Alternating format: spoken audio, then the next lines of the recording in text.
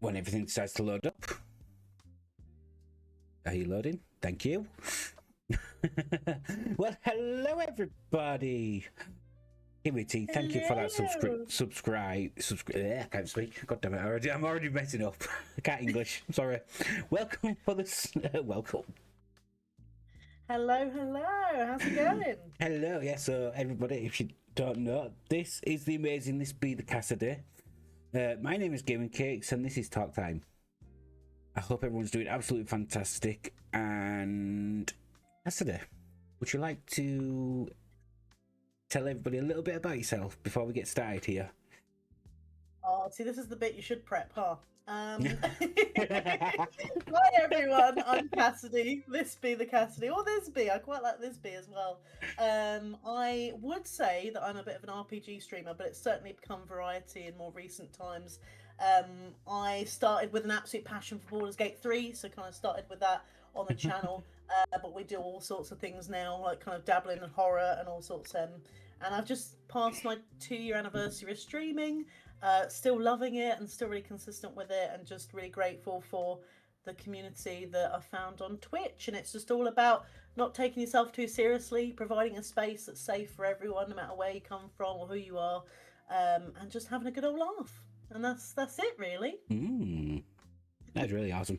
Also, obviously, we do have a lot of good questions in the Discord, but during the stream, You're more than welcome to use the highlight my message and ask any other questions related to gaming and streaming directly in live stream. And then later on this, we'll be going up to who is not gaming. That would be ThisBeTheCassidy. Carrot. But you're more than welcome to ask other questions related to gaming and streaming directly from the live stream, which is going to be absolutely awesome. So, and I'm using my phone because if I ever click on my stream directly on my PC for some reason, right, everything goes weird. So we're just going to do it this way because it's easier. Okay, so very first question, since it's already in chat. Top hat or fedora? Ooh. I feel like it's got to be fedora. That just feels like an extra little level of pizzazz, a little bit of extra flair. I think that would give me the confidence in any room. Hell yeah.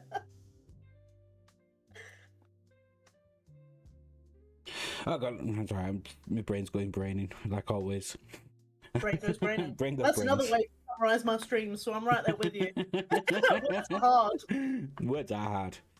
Okay, so the very first question that was asked in the Discords was from Johnny Rebeck. How did you start streaming? What was the first game you streamed? Okay, well, I've mentioned that briefly. So, I actually had a friend that was already streaming, had been streaming on Twitch for some time, and he would often say to me, look, you chat so much rubbish when you're gaming. You always narrate what you're doing, even when no one's there. I know that you do it, even just kind of talking to yourself on while you're gaming. And Mama T will know that I do this as well. I just talk to myself and make silly noises as I game. So my friend said to me, it just feels natural. You should try streaming, give it a go. And I'd never been on Twitch before.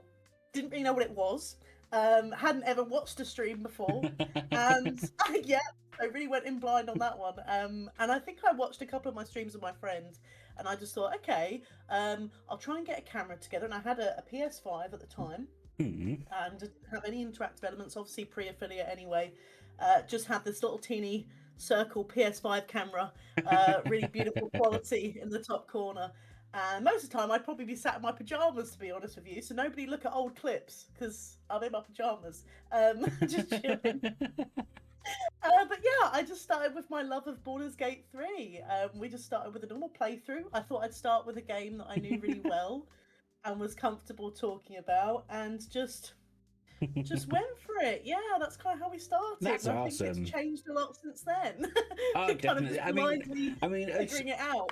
As streamers, as we go along, obviously we learn and do new stuff, which is absolutely awesome. You know what I mean? And being able to, talk about this now after a few years of streaming and having an amazing community, by the way. you know, Oh, thank you. They are brilliant. it's Very proud it's of it. great to be able to reminisce on those things, you know, and be like, well, actually, you know, this might not have happened if I Yeah. did this. You know what I mean? And that's just how it is, you know. Definitely. Okay, Definitely. so before we get to the next main question here, hello, Michael. Hope you're doing well. I was sort of kind of Michael. lurking in your stream earlier until like I'd finished gaming. Hello, Carrot and So Almanac and everyone. Albinet Gosh. Gaming Hello, says hello. in the live stream, who does Oh, Cass gosh. hate the most? Cough, cough, me. I mean, do I appease Almanac and make him feel like the best troll ever, or do I roast him and say it's someone else?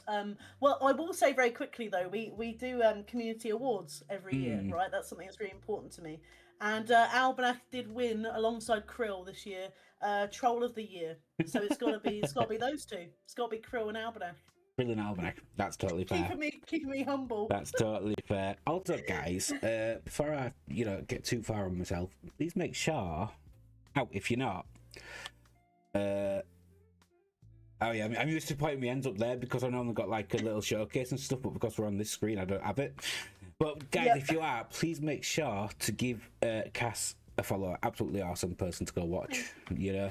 And I wouldn't have met the wonderful Cass myself if it wasn't for Johnny Rebeck. So. Hell yeah, I love all those connections, like the web of connections. The web right? of connections. And speaking of Johnny Rebeck, the next question is also from Johnny. Right. Speaking of your love of Baldur's Gate 3. Yeah. How many hours do you have in Baldur's Gate 3? And who is your favourite NPC in Baldur's Gate? Do you know what? I saw this question come up a while back when I was glimpsing, and I should have checked. But I know that my hours is. I think last time I checked, it was well over 700, which maybe I thought would be a lot more. I can't lie to you. I thought it'd be a lot more. Mama T's beating me with well over 1,000 and something. So I clearly need to get good. But I love it, and maybe to be fair, a lot of my Baldur's Gate 3 streams just became just chatting, which is something that we'll probably talk about how it became so much that. But favorite NPC, I've actually got. I don't know if we can really see it, but. On my phone case is Lae'zel. I love this phone case. It's freaking awesome. Lae'zel. Lae'zel is my favorite NPC. That's totally fair. Yeah, she's a bit of a hard character to like early on. Anyone who knows BG3 will know that she's bossy, she's cruel, she's harsh, she's stubborn, she's a little bit kind of avoidant of other people, different cultures. But she goes on a really big character development, and that's what I love about her. That she's quite a religious character. She's really, deeply religious. Kind of follows her god, Vlaakith, and has a real religious crisis. And I won't say too much more in case people haven't maybe played the game, but it's just a really big turnaround. And playing it all the way through, and even romancing her, you just see so much, and you see a softer side, a human side, I suppose, even though she's Gith. You know what I mean? Humane side. And yeah, I just really appreciate that. A character you still see real change in. Makes it really 3D and relatable, I think.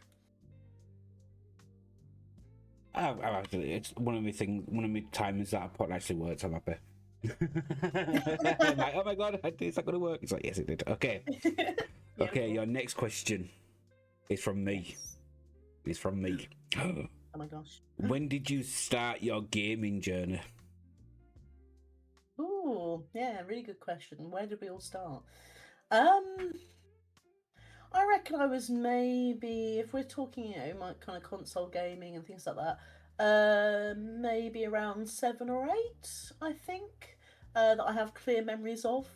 And I used to watch family members play games like Goldfinger and Splinter Cell on like early PlayStation. That was kind of the start of me playing those games. That was pretty cool. Even though I've never been one for stealthing games at all, I'm so bad at it. But when I first started playing myself, so I had a really old PC when I was really young, and I played Sims, not Sims 2, Sims, OG Sims. I did that as well. Loved it. Those little rectangle people, I loved them. It was so much fun. Yeah, that started a real obsession with Sims, and I've played Sims through all the kind of iterations of it. But I also had a GameCube, and my GameCube was one of my favourite things ever. Mm. And I used to play, again, more Sims. I had a Sims game called Sims Busting Out, and I wish I could play that I remember now. that, but it was so good. Stressful. oh no, let's really good. go cry in the corner. Guys, there is going to be a 3-minute ad playing because I forgot to run 3 roll ads before I went to go make my coffee. So what we'll do is we'll wait here for like 2 minutes whilst it's doing its stuff, and then we will get back to the chatting. So whilst we're waiting, we'll just talk some random bubbles until then. Random bubbles. Well, I've just seen Michael mention the herbs. Do you remember that Gaming Cakes? Did you ever hear the herbs? I do. Or that was a weird fashion one, almost. It was weird. See, my first game that I ever played was The Simpsons Batman on the NES. Amazing. I haven't played it myself, but I know of it. That is very, very cool. Yeah, that was my very first game that I ever played. Wow. I mean, I've been gaming since I was a 5-year-old. I mean, I've grown up around games all my life. You know what I mean? My dad used to play Metal Gear Solid and stuff like that. My mum used to play Tomb Raider and that was I grew up with all that stuff. Do you know what I mean? Yep. I grew up with a fear of the butler. You know that Tomb Raider game. Mario Kart Rainbow Road used to kill me, and Cassidy was Mario Kart was great back then as well. Yeah. Another GameCube classic for me. But yeah, Tomb Raider Game Cakes. I genuinely, as a kid, was fearful of the butler. You know, like when you're in a kind of training yes, of the house, and he follows you everywhere. And I was actually terrified of him trying to get away from my thing that I always used to do in Tomb Raider 3, I always used to go and lock him in the freezer every single time. I heard about this as an adult, and I thought, I wish I'd known I could do this as a kid. That would have saved me so many worries. Oh, goodness. I love that sort of option. Right, just took him straight in. It's fine. Oh, amazing. Yeah, brilliant. But believe it or not, in what update? Was there an update that they did it? Oh no, it was with the new, the ones that they released where at the trilogy remastered. You can still do it in there as well. See, they're keeping the important bits. I love that. I'm always scared of butlers. I don't have one, just to clarify. No, that's fair. That's fair. I mean, I'd be a bit worried as well. I mean, why would you want a random person following you about all day long? Yeah, full time is a bit much. That gave me anxiety. But one other Gaming Cakes I just wanted to mention for early gaming was a game called Cell Damage. I remember that. Oh my god, I loved it so much. It was such chaos. It was like trying to be kind of a racing game, but one of my favourite game modes was really just the smash mode, which was just kill people 500 times the quickest and just go crazy around this mad course with these awesome characters they invented, and it was just so much fun. So much fun. Welcome back to From Ads, everybody. I do apologise. Like I said, I forgot to run them during the intro. Otherwise, it would have been okay. I would have been able to get away with it, but unfortunately, that. So, Drearish. I always call it, I don't know why my brain always goes to Drearish, even though it's Dr. Irish. Yeah, Drearish. Dr. Irish Dragon says, "What games are you looking forward to in the next few years?" Oh, what was it I actually saw the other day that I got excited about Divinity. Have you seen that? Yeah, I saw that trailer that popped up. I can't remember when that's coming out. I don't know what the date is for that, but that's pretty exciting. I'm looking forward to that. Really enjoyed the trailer. I thought that was pretty intense, pretty fun watching. Another one as well that's coming out next year. And do you know what? I saw this mentioned recently, and I thought I must remember that for talk time, and I will talk about it. And I can't remember. Oh, that's it. I've got it. The new Control. I'm so excited for the next Control game. Cool. The kind of Alan Wake world. See, I've tried playing Control so many times, and I've got so far, and the game always crashes at the same point. So I've never got past it.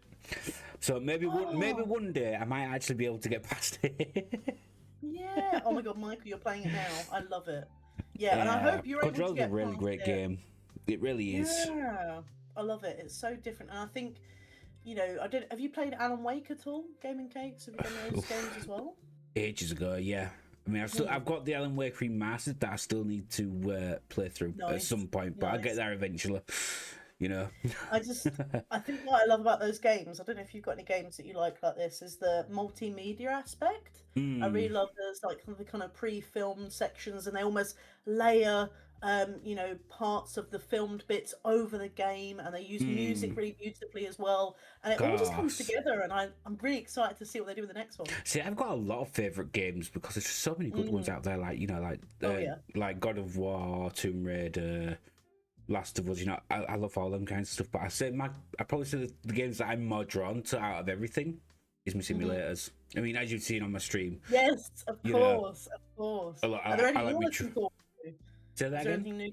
Is there anything you're looking forward to, like new ones coming out for? Not so much new coming out, but I am looking forward to the ones that I do enjoy playing, which is American Truck Simulator and Euro Truck Simulator 2, which are coming out to console sometime next year. Nice. So I'm excited for that because obviously even I already own both games and I own all the DLCs and stuff.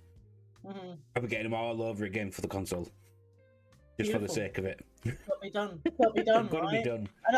And I think an honorary mention has to go to eventually I'll get the next Elder Scrolls. I'm excited for that. When that happens, yes. That's totally fair. That's totally fair. Total Skyrim obsessive. Another question. Let's have a look. Question for Cass. Have you ever done an IRL stream? Okay, so this is from Alban again, by the way, before I forget to mention the name. Would you plan to do one in the near future?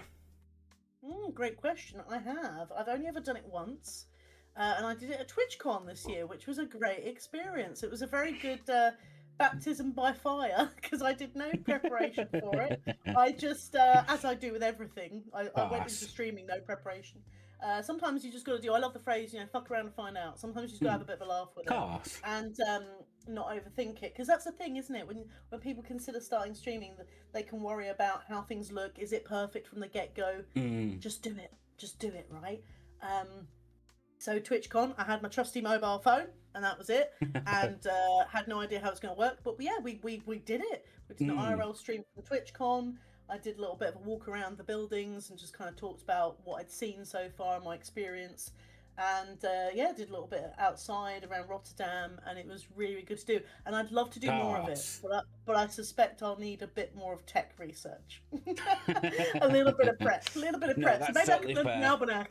See, for me, one thing that I used to do before I ended up having that leak in my kitchen and it caused me 5 years of pain, is I used to do cooking streams.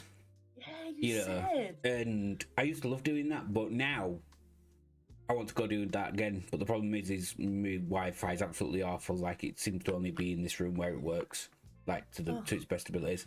It's because I'm in a high-rise flat, so they use certain stuff in the walls that stop signal from getting through. So it goes so far, but then it stops, and it's like, so what are we going to do? How are we going to do this? So you have to cook in the gaming room, in the streaming room. Right, just have like a little hot pot and everything behind me. I'd watch it, Gaming Cakes. I'd watch it. Oh, don't worry. I'd do it if I had the stuff. Yeah. Oh, amazing. Yeah, I'll allow that. That's totally fine. Is that? Sorry, it just popped up like auto mod. It's like, don't you just love auto mod sometimes? Some things are fine, but they'll just have to be auto modded sometimes. It's like, wow. Anyways, okay. My next question. What was your very first game you ever played? I think you already answered that, but we'll let you answer it again in a bit more detail. I feel like properly played and have a real memory of doing so. Can I cheat and say 2 actually? Because 2 stick out to me, and I'm going to say the first Sims. And you might like this game, Cakes. It was a simulator as well. So I used to really like the kind of, I don't know, is it a simulator? This is an interesting one. Maybe you can answer this. I used to have a really early version of like a roller coaster tycoon. Yeah, that's still classed as a simulator. I played that. I wasn't sure then. I thought, hang on, was that included? But yeah, those were the 2 that I had on my PC. Very different. Well, I suppose the sim aspect to both, right? But we loved it. Kind of building versus the living kind of experiences. But absolutely loved those. Yeah, and like I said, with Sims, started a Sims obsession hard, and loved all better iterations as well. Course. Okay, so the one that's in chat from Dr. Irish Dragon again. Which streamers would you like to meet IRL? Well, with Oh IRL. my good question. That is Oh a my really God, good so question. many. That's a great question. Thank you, Dragon. Yeah. I mean, I'm hoping to bother Dragon and Johnny next year. I'm definitely gonna bully them to meet up because we've had little suggestions about a trip to Ireland. That would be fun. I've had the pleasure of meeting Jurassic Carrot already. That was amazing. That's the only time I've met someone IRL. So, actually, tell a lie. I met a few people at TwitchCon. Forgot about TwitchCon. There was a few there. That's really difficult because I'd love to meet all the friends. Like Game Case, I'd love to meet you all. I'd love to meet. I'd probably say like other than a few other people that live in the UK directly, like myself and Mads and stuff. Okay. I'd probably say like we're the easier options because we're like literally like a drive away, which is fine. But more ambitious. Yeah. I'll say two. It's got to be Don't Poke T-Bear, right? I just owe a lot to that wonderful man, and I would love to meet him. He's such a good vibe, and I've learned so much from him, and it would just be awesome to give him a hug and talk about streaming and talk about everything that he's helped me with. So that would definitely be one. And the second, I don't know if they're still in chat, but I'm not just saying it because they're here, but I adore Michael Nothing as a streamer. I think he's so talented, so funny. And absolutely. A good trip to the US would be good fun. It'd be a great excuse to meet him as well. There we go. Sorry. The only thing I don't like about phones, they're a pain. Oh no, is the phone being difficult? It's just because it's an iPhone and it's got that facial stuff and it's just like, oh, I can't see your face. Fair. I've never done it because I worry it will not recognise me if I've not got my makeup on one day or something. Alright, next question in Discord from Dr. Irish Dragon again. What's your favourite silly hat? She's looking at her box. She's like, I know, I'm literally looking right now. That's difficult because I have the Pepe, which I do love, but in a way, I think I have to say maybe the most insane. So this just has to be one of my favourites because it's so insane. It's so bizarre. I mean, it only just about goes on my head. It's so weird, but it's just got to be that because it also screams Mind Flayer to me. Like, wearing this during a PG-13 stream feels so relevant. So it's got to be that one. It's got to be the... That's totally fair. I think... Hey, eccentric. Hope you're doing well. That's great. That one's great. Thank you for that, Dragon, for that question. That was great. Yeah, great. Okay, there's another question from myself to you, which I think is going to be a great one because we know what your channels are. You know, we know what your channel's about, and when you were doing your little review over the memes, okay. Yep. As the queen of stream memes, what started it all off? Oh, the memes, right? Okay, so just the memes, right, on the screen. I can't take any credit for this because I'm pretty sure once I became affiliate, there came a time where I installed it Tangier. And I didn't know an awful lot about it, and I wish I knew. Maybe it was Grey Xanadu 24. Someone early on just clicked something on Tangier, and suddenly next to my face was a picture of some kind of meme that someone had edited on stream, and I had no idea you could even do that. It was awesome, and then it was kind of a thing of, okay, people are putting the effort in to make these awesome little memes. I've got to screenshot them. I've got to keep them. So then we collect them all. We have like meme of the year as well. So that's how it started, kind of an accident, and then we just ran with it. It was great. And then they just took off from there, which is great. You know, I mean, like I've got, you know, I use Tangier myself, so I know all the stuff about it, and I'm like, one of the things that I absolutely love is the TTS that it's got. Like the TTS stuff that it's got, like obviously you use certain subs that you already talked about. Laszlo. Yeah. We have Laszlo and Astarian. Yeah. We have two crazy ones. And then because I got a few years back, I got into Diablo with my gaming partner. Mm-hmm. I've got Deckard Cain on mine. Amazing. So like it's great. I love it. And then obviously, like, you know, it's got some other stuff that people use quite often, but like surprisingly, like I've got one that's got a cat slapping it, just like slaps the screen. And the other day I was playing Super Mario Odyssey, And I was doing this racetrack thing where I had to use motion controls, and we're awful. We're awful to try and control it and stuff.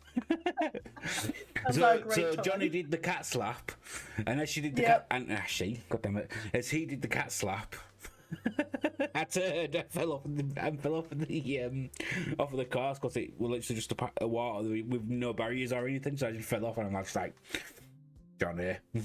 I love that community managed to slap you off the course. Right. That is amazing.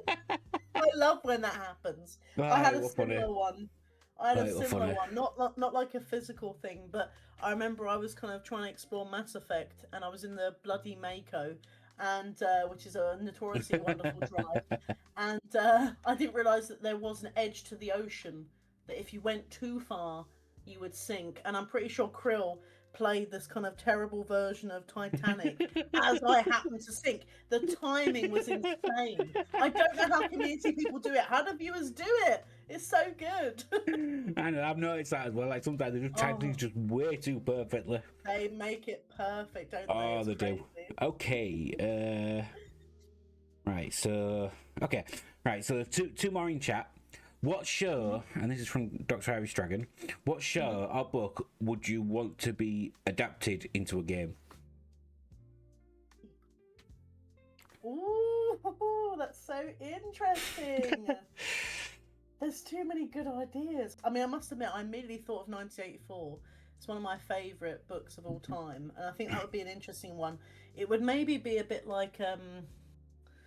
I don't know if you can help me out, Game and Cakes. There's a game that I've seen. I've actually not played it yet, but it's kind of a dystopian game. It looks like everyone has these like masks on. It's got an interesting aesthetic, and it's something about like happiness pills and like a forced happiness and kind of confusing hallucinations. Someone in chat might know it, but I know Quackmaster Gaming was telling me about it, and We Happy for You. It just doesn't sound like that. Snook. Yes, that is it. Thank you, Snook. We Happy for You. Perfect. That's it. And I think it would probably be quite like that. I've not played the game, but I just think that interesting kind of mind-altering dystopia, the 1984. I think it'd be very popular right now as well, because I think a lot of people think about the dystopian elements of 1984 and see it in the real world. But yeah, I think some kind of RPG around that would be really fun. Yeah, I might stick with that. Let's stick with that, because there's so many that we could do that'd be so fun. It's just so many games, isn't there? It's just a lot. It's very hard. But it was a great question for sure. Alright, I've been at games, also asking chat. Cass, when is the hot tub stream? Never, unless I do it like a trench coat. Because you do it in a trench coat. Because like let's be real for a second. I feel like men and mask presenting people can get away with hot tub streams, but I think if I were to do it, it would be a bad message, and I am not showing anyone too much. So I will do it in a trench coat, maybe someday. Someone can buy me the hot tub. That's fair. Oh my god. Oh, that's fair. That's totally fair. All right, my next question and it relates to the Queen of Stream memes. Also, what is your favourite meme you got from stream? Okay. Oh my god, I'm gonna have to cheat. You know this, right? I'm gonna have to cheat, and the way I'm gonna cheat is I'm gonna talk while I do this, so I can get away with it. I've mentioned briefly we do these kind of community awards when we kind of celebrate anniversaries of streams, and I suppose one of the things is part of it is a kind of meme competition, and so luckily I often have certain things to hand, because I mean you'd so easily forget. There's so many that come through all together. So let me see if I can quickly. There's so many. Let me have a look, because there's a few. Right, this is hard. I'll put it for you. There we go. There you go. I pinned it for you. Wow, thank you. I've just seen what was pinned. We are not going to have a flash. No way. Right, I have one. I have a meme. I found one as well. We're going to distract from the flashity. No way. Oh my god. Game Cakes, I can't believe you encouraged that activity just there. It's all good. Oh dear me, this is the problem as well with hashtags. They just make everything true. So if it's hashtag, well then it must be true. Must be happening. Must be happening. The meme that I just reminded myself of, right? It's quite hard to describe. Does everyone know what I mean when I describe this? There's like a video of a guy. He almost looks like some kind of oldie worldy. What do they call them? Like a certain doctor. You know when they've got those long masks. Yeah. Do you know what I mean? I know what you like mean. in Assassin's Creed, they have them, don't they? I remember that in some of the games. But yeah, some kind of like, I don't know, strange doctor looking guy with a long mask, and he's like dancing. He's kind of like dancing like this, and he's all in black, and he looks really smug. And I remember that that's it, Plague Doctor. Thank you guys in chat. Thank you. I'm so glad that we've got knowledgeable people in chat. Right. Yeah, they keep us going. They keep us on the straight and narrow. Yeah, a Plague Doctor kind of character, and he's dancing, and looks really smug. And Grey's Anatomy 24 put something like Ketherick Thorm strolling into the Veil Guard stream. Now, it was funny and painful because we had just lost our honor mode to Ketherick Thorm. So the idea that he was strolling in to my next stream where I was forced to play a different game because I had died was very funny. And that was a good one. No, that's totally fair. Go on, unlock. Play nicely, thank you. God damn it. Don't you just love fun sometimes? Right. Yeah. Next one. The next question is also from me. What started banter hats, glasses, and karaoke? The triple threat. The triple threat. Yeah, the triple threat. Do you know what? I can't take too much credit. I think I remember. I don't know if you saw this or any other streamers in chat. When you unlock affiliate, I think Twitch gives you some kind of suggested redeems, like things you can kind of keep. It gives you some suggestions, and I'm pretty sure. At the very least, there was something about maybe putting some glasses on or a hat on for a couple of minutes. And there was something about sing for an extended period of time. And I remember thinking, oh, how cringy. But I thought, I don't know what else to put. This will be terrible. This will go down so badly. And here we are, almost 2 years later, still doing it and still being cringy. So kind of, yeah, I probably had a couple of hats around the house anyway, and maybe a couple of glasses. So clearly I had the capacity to lean into the cringe, and it just snowballed from there. I do like a good sing, so I was quite happy to sing badly in stream and hurt people's ears. It's my payback.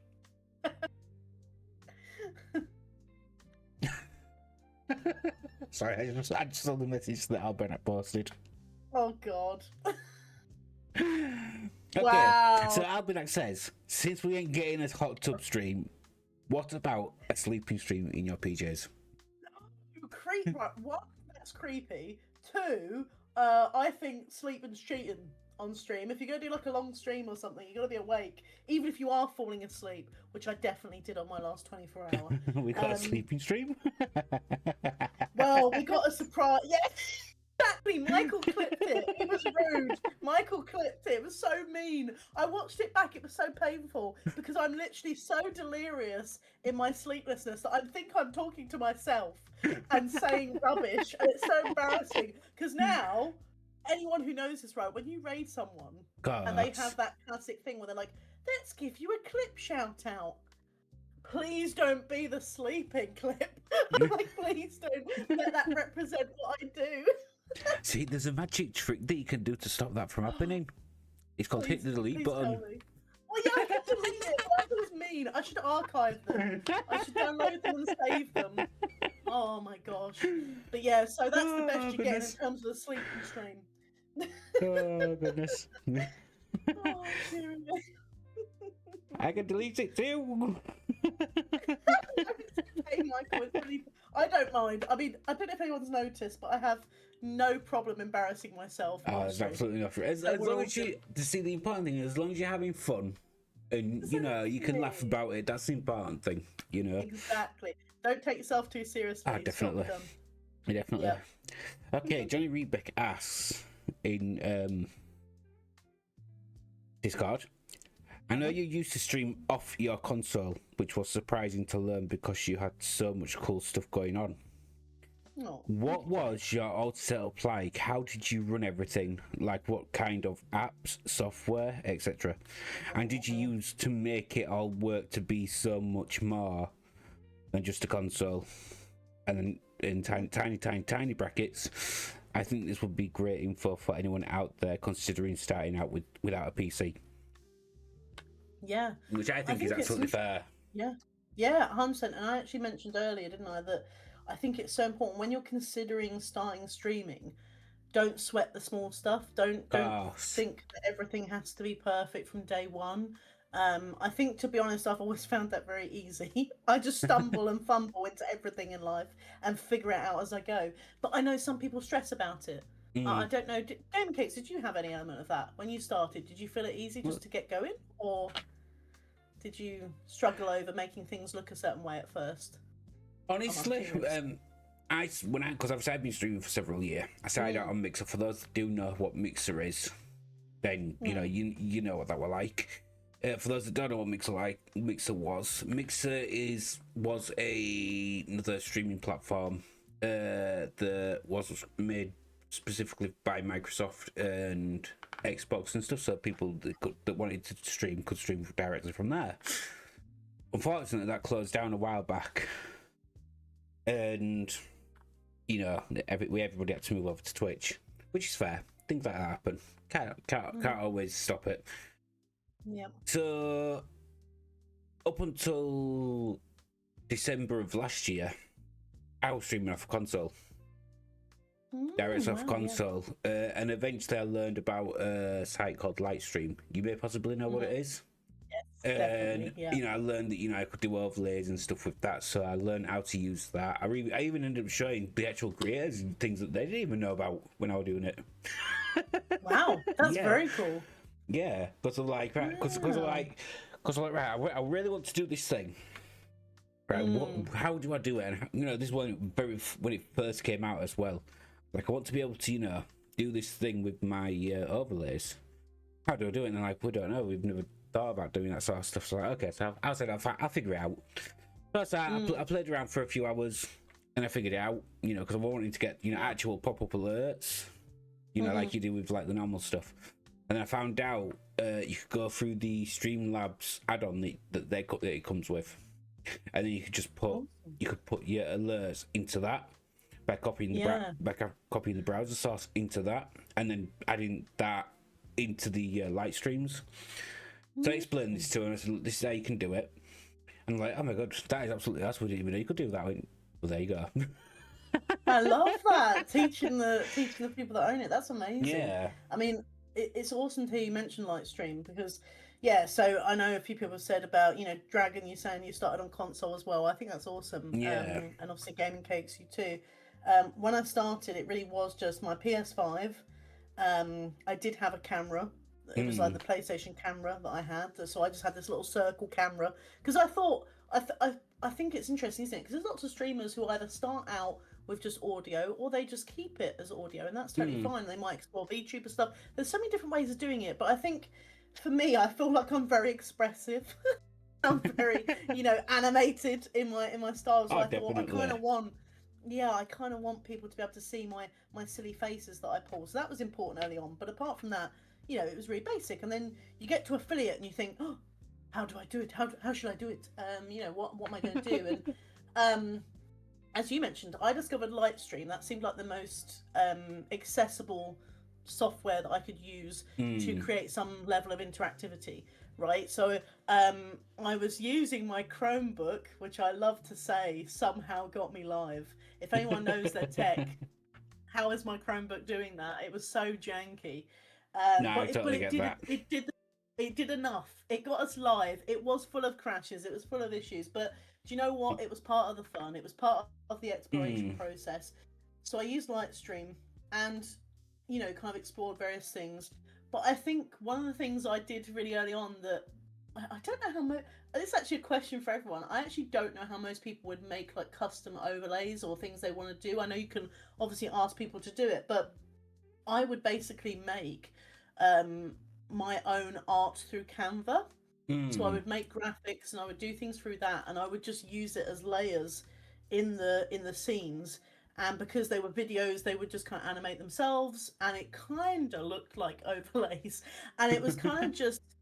I've always found it kind of, you just find creative ways to do things. If you don't know the full techie way, you do like the cut the corner jank. Yeah, you just but you it just worked. sort of learn like even now, like I've been, like I said, I've been streaming for 7 years.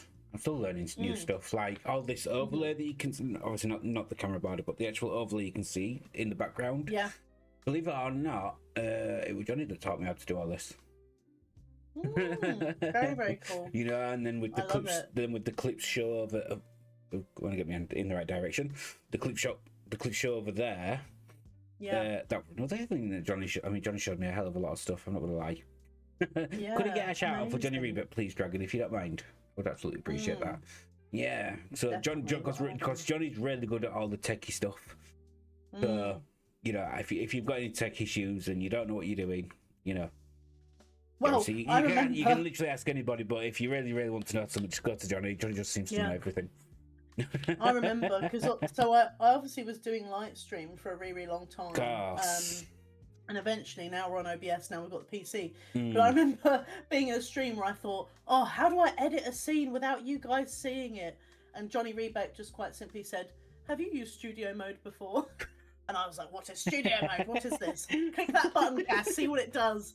Great, revolutionised my streaming. Those simple things. So definitely shout out to Johnny Rebeck, a legend. Definitely helping me with everything. Definitely, Johnny's just awesome with this, with the techie stuff, and like it's good because it's good to know that we can go to people, and it's not just Johnny. We've had Orbit. I've had Orbit teach me stuff, and I've had people from Mixer and stuff that I used to talk to and stuff that that I asked. I just fall down the hole. I've done that so many times on that game. No, but I love that. it's great to know that, you know what I mean, and as Johnny said, if anybody is still on console or is wanting to do is wanting to know or learn stuff, there's always people out there you can reach out to, myself and Cass included. If there's something you want to know, we can definitely be like, right, well, we can't really do this because we don't know about it, but we can help you out and gather resources and do whatever, and go from there. And that's what community is all about. You can reach out to people and be like, right, well, I need help with this. What do I do? Yeah, definitely. And I just thought.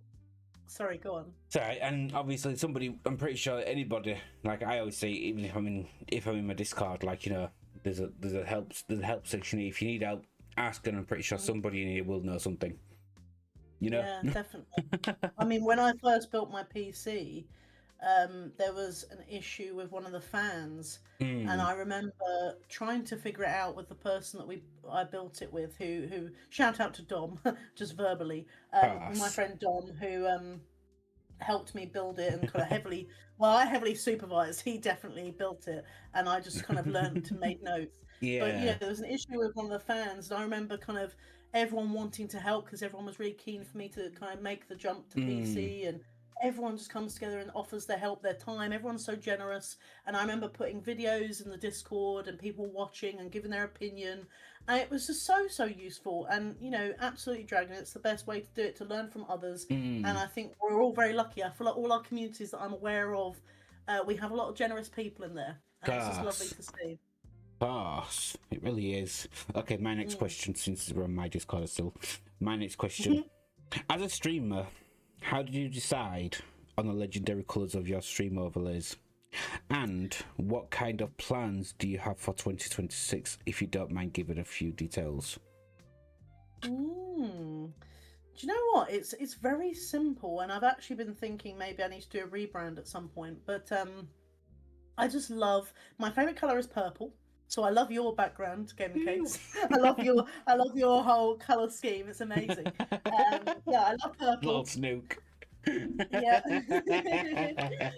I love purple, and I've always been keen on like galaxy colours, and I mean, I've got the little galaxy background here, and I just thought, I'm going to go with something at the start. It was just something that I like, and just I enjoy. But it's interesting because I can't remember if I've told you this, Game Cakes, but when I started streaming, I had a different username, and I was just PCassidy7. I didn't know what to do. It had been my gaming tag in the past and all that kind of stuff. And that was all kind of linked to that. But now I'm ThisBeTheCassidy, which the username has a whole story in itself. I do often think maybe for 2026, I want to really sit down and think about, I don't know how things look. Maybe it works. Maybe we keep it. But I want to think about what the channel is, if there's anything we can tease out of that. So kind of aesthetic and some kind of visual things, maybe a bit more interactivity I want to look at for 2026, not the hot tub stream. That's 2027. No, I'm kidding. You heard it here first, guys. 2027. No! we're not recording this, right? We're not recording it. It's fine. Oh, goodness. Sorry, I had to. Fair. I respect that. Okay. Next question, which is another one from Johnny. What advice do you have for other streamers just starting out?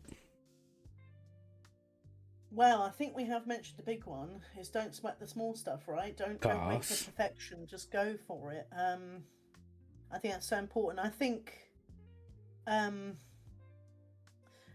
the other major thing I would say about is, immerse yourself in other communities. And obviously a lot of people might already be doing that, because I think actually most people probably do start as viewers, right? And they find Twitch and they maybe get excited about the idea of streaming themselves. So they're probably already doing that. But I was someone who didn't know what Twitch was and I didn't know what I was doing. And maybe even someone who doesn't know what kind of streamer they want to be. I've always been a big believer in kind of just, like we're saying, learn from others, get to know kind of methods and approaches and learn perspectives. Because one of my things early on was I remember watching Don't Poke T-Bear, for example, and I used to sit there and think, how does he talk for an hour at the start of his stream? How does he do? And anyone knows my streams will be laughing now. How does he talk so much? How does he do this? He's got such a strong community element. And I just found him through a Facebook group. So actually maybe join some groups as well and kind of, meet new people. I think that's really important. Meet new people all the time. Yeah. And just see what you can learn from them. And it's not about, kind of copying their overlays or doing something, carbon copy, but it's learning more about, for me, like the ethos and just like some of the values that people held really dear. And I kind of saw those values in other people and I thought, that's who I want to be, or that's the kind of streamer I want to be. And that was really valuable. And obviously, like, I just see, like I've got my glasses and my hat, and you can see that I've clearly taken a bit of inspiration from Cast myself there. Do you know what I mean? Love it. And I've got a redeem for it.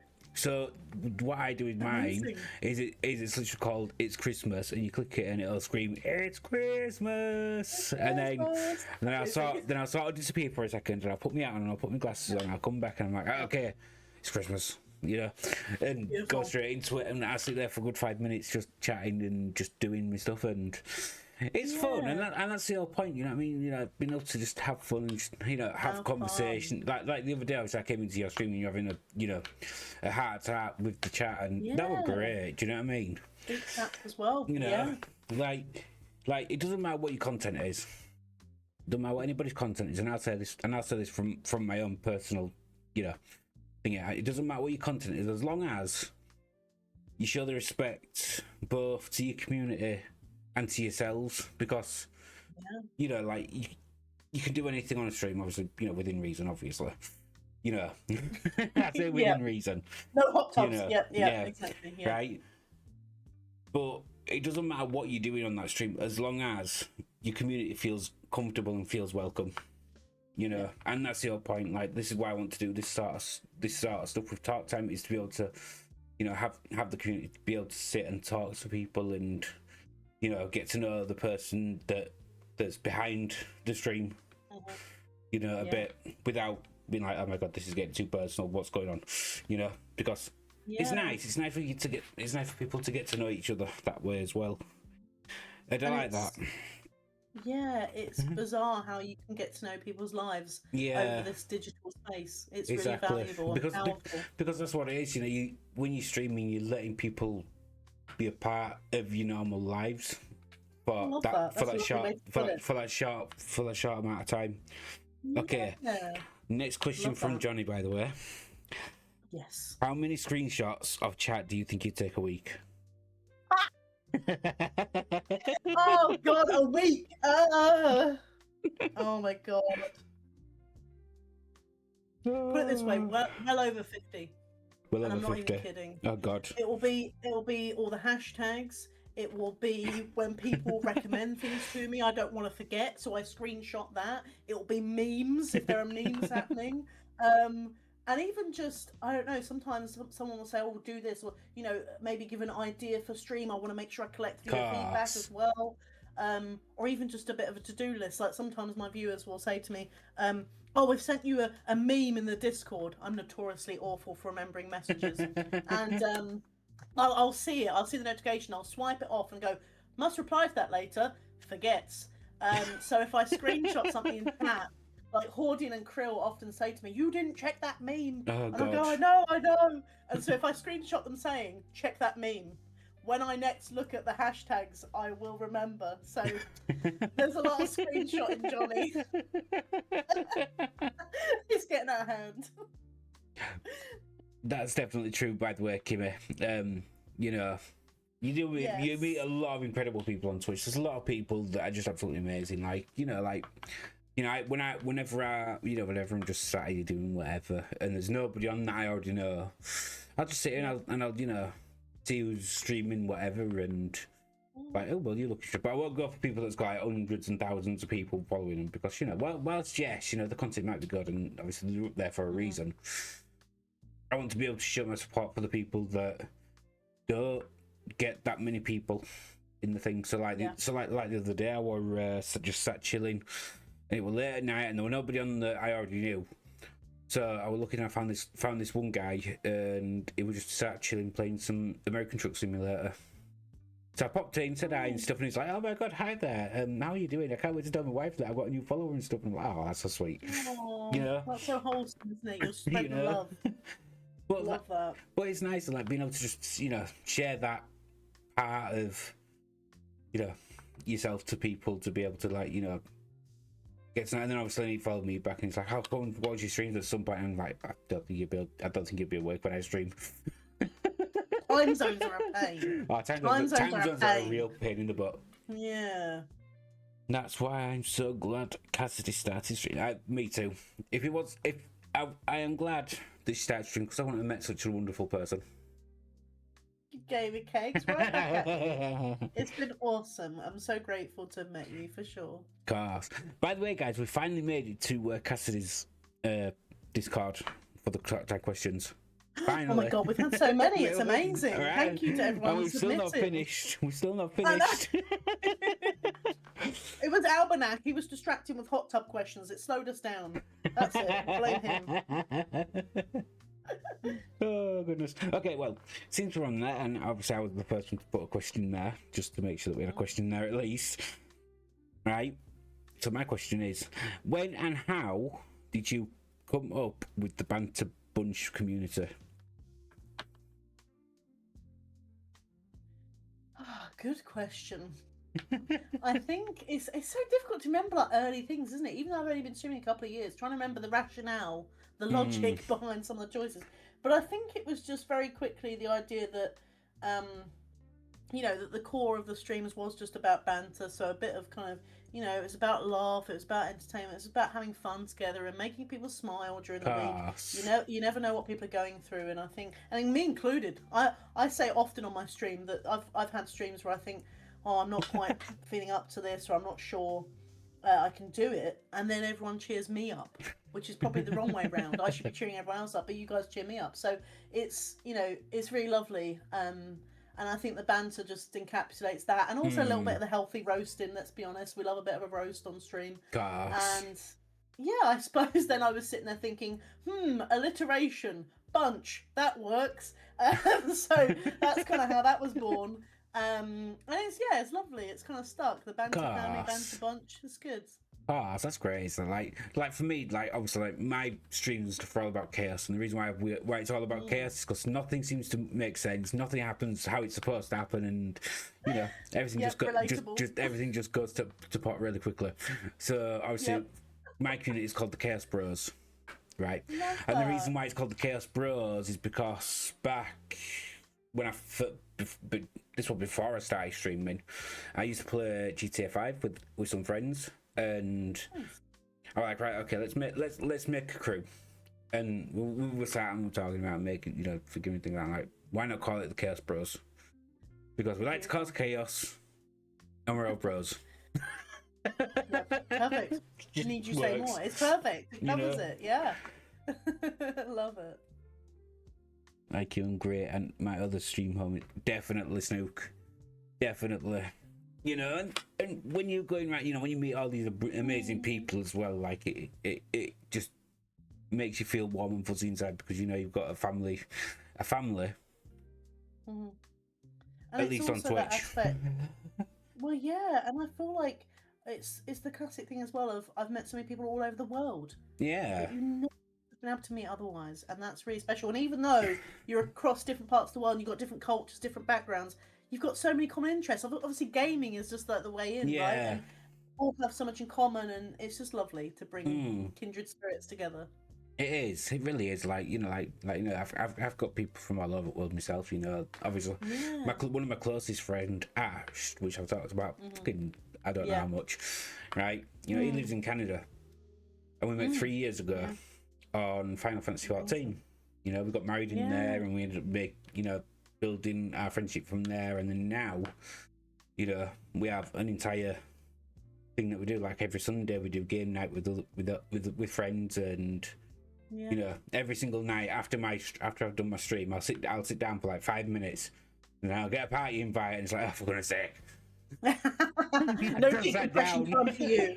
No relaxation. Yeah. It's like, God damn it, I just sat down and I'm popping back and it's like, hi, how are you doing? I'm just automatically hyper again because, that's just how it goes.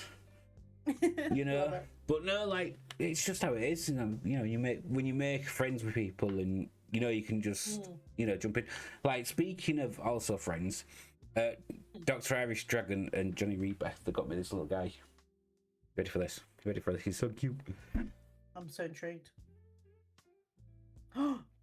He's a grumpy kitty. And we need a name for him, guys. I don't know what to call him. That is so beautiful. And he's a grumpy kitty, but we're a gift from the absolutely amazing Johnny Rebeck. Is he wearing a night hat? Oh my god, yeah, he's got these kind of shields and He's got a little night hat and stuff, look. He's got a little tail. That's amazing. That is fantastic. And if you really wanted to, you can also take this part off as well, which I found out, which is cool. And you can see his probably little face. Look at his face. He's so adorable. Oh my god. Oh, so cute. Right? Oh my god, I love it. He's so adorable. Let me get his little hat back on. But he's so cute and he's so adorable.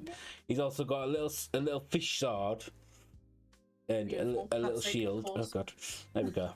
There we go. Look. Oh look! Oh! I'm knocking the mic, but yeah, look, he's got a little fish sword.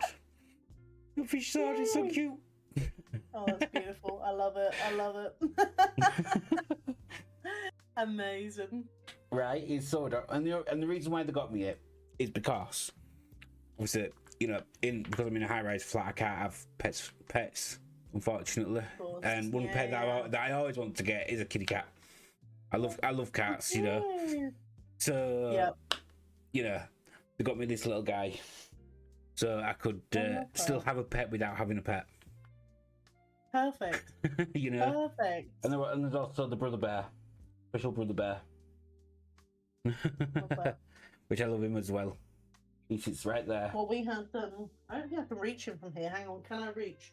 Oh, I might take the headphones off for a sec. Pass. Oh. Let me grab Benny. Oh.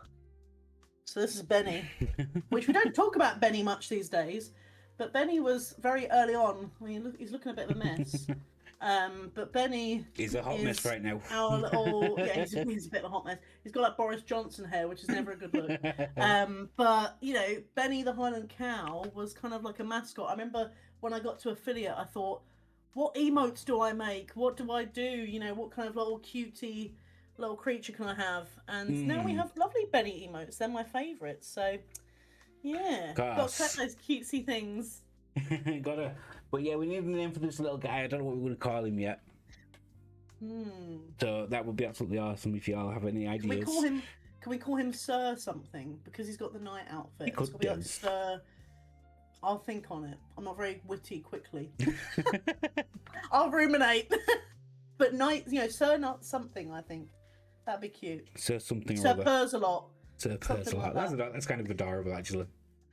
Yeah, something like that. Okay, next question from Johnny. How many hats and how many glasses do you currently have, and how did that get started? No, I haven't counted in preparation. Many. I would say over 20 of each. And I'm not kidding. I think I've got a massive, big, huge carrier bag that now holds all my hats. Oh, God. I've got hats that hold glasses. It's getting out of hand. I need like a proper storage system. But yeah, over 20 of each, I think. Because I often buy some, but I get gifted a few as well. And yeah, like I say, it started with that channel redeem suggestion from Twitch, just to put a silly hat on, and we've just embraced it, and it's stuck. And now I can't get rid of it because people would riot. Yep, they really would. They really would. I'm stuck. You are. Okay. Okay, so we've got a question from Snook. Ooh, well, technically two, but I'm reading the first part of it because it'll make you chuckle, and I know it will. So the first part of the question is, how many licks does it take to get to the Tootsie Roll centre of a Tootsie Pop? Right, one, I don't even know what a Tootsie Pop is. I remember seeing this in the Discord, and do you know what, Snook? When I first read this, I thought it was because I do have a lick redeem in chat. I thought it was going to be some silly thing about how many licks till this, you know, or how many licks does this take? No, I have no idea. You're going to have to tell me, Snook. Something tells me you know the answer to that question. You could enlighten us in chat. Okay, so now for the real question that he says. No, the actual question. Yeah. What games or content would you most prefer to be streaming that you are not presently or ever have streamed? Oh, what a good question. Again, I should have thought about this beforehand, shouldn't I? Do you know what's interesting, actually? I'm going to see if I've still got it. When I first started, so I started the channel with Baldur's Gate 3, right? And I remember at a certain point, I introduced Fallout 4, which I love. That's another game I adore. So I played a lot of those too.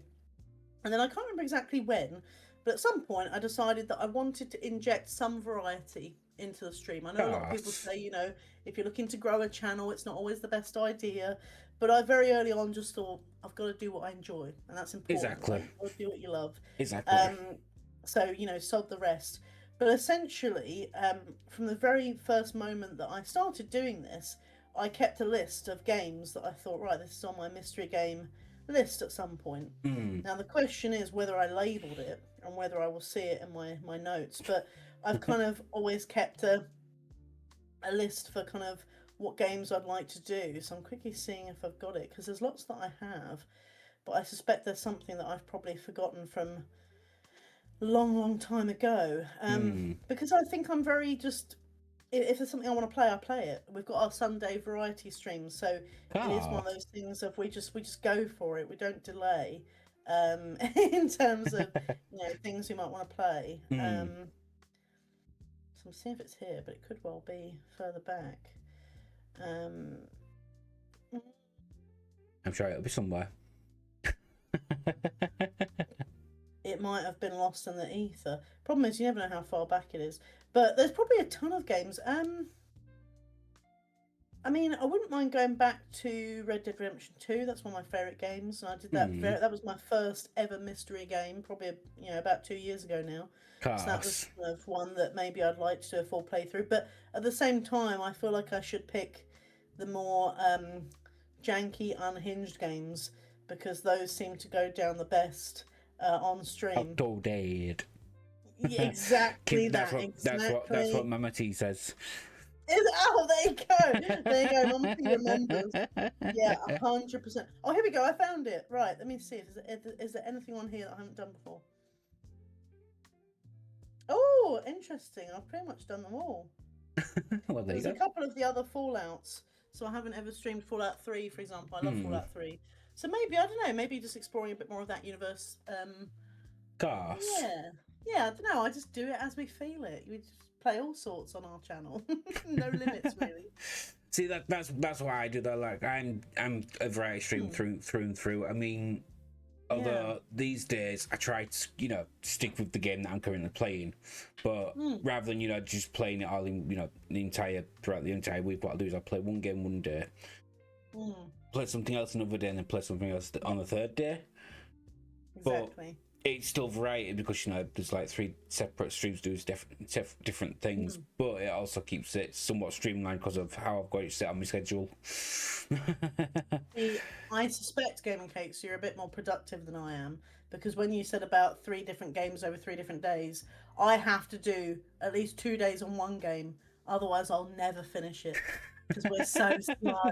So I always do Tuesdays and Thursdays as like a main game because we need both days, otherwise we'll never get anywhere. And then Sunday is variety. So No, well that's done totally for being fair. productive. That's totally fair. Okay, next question from myself. If you were stranded on an island and you had electric, what console and 3 games would you want to have with you?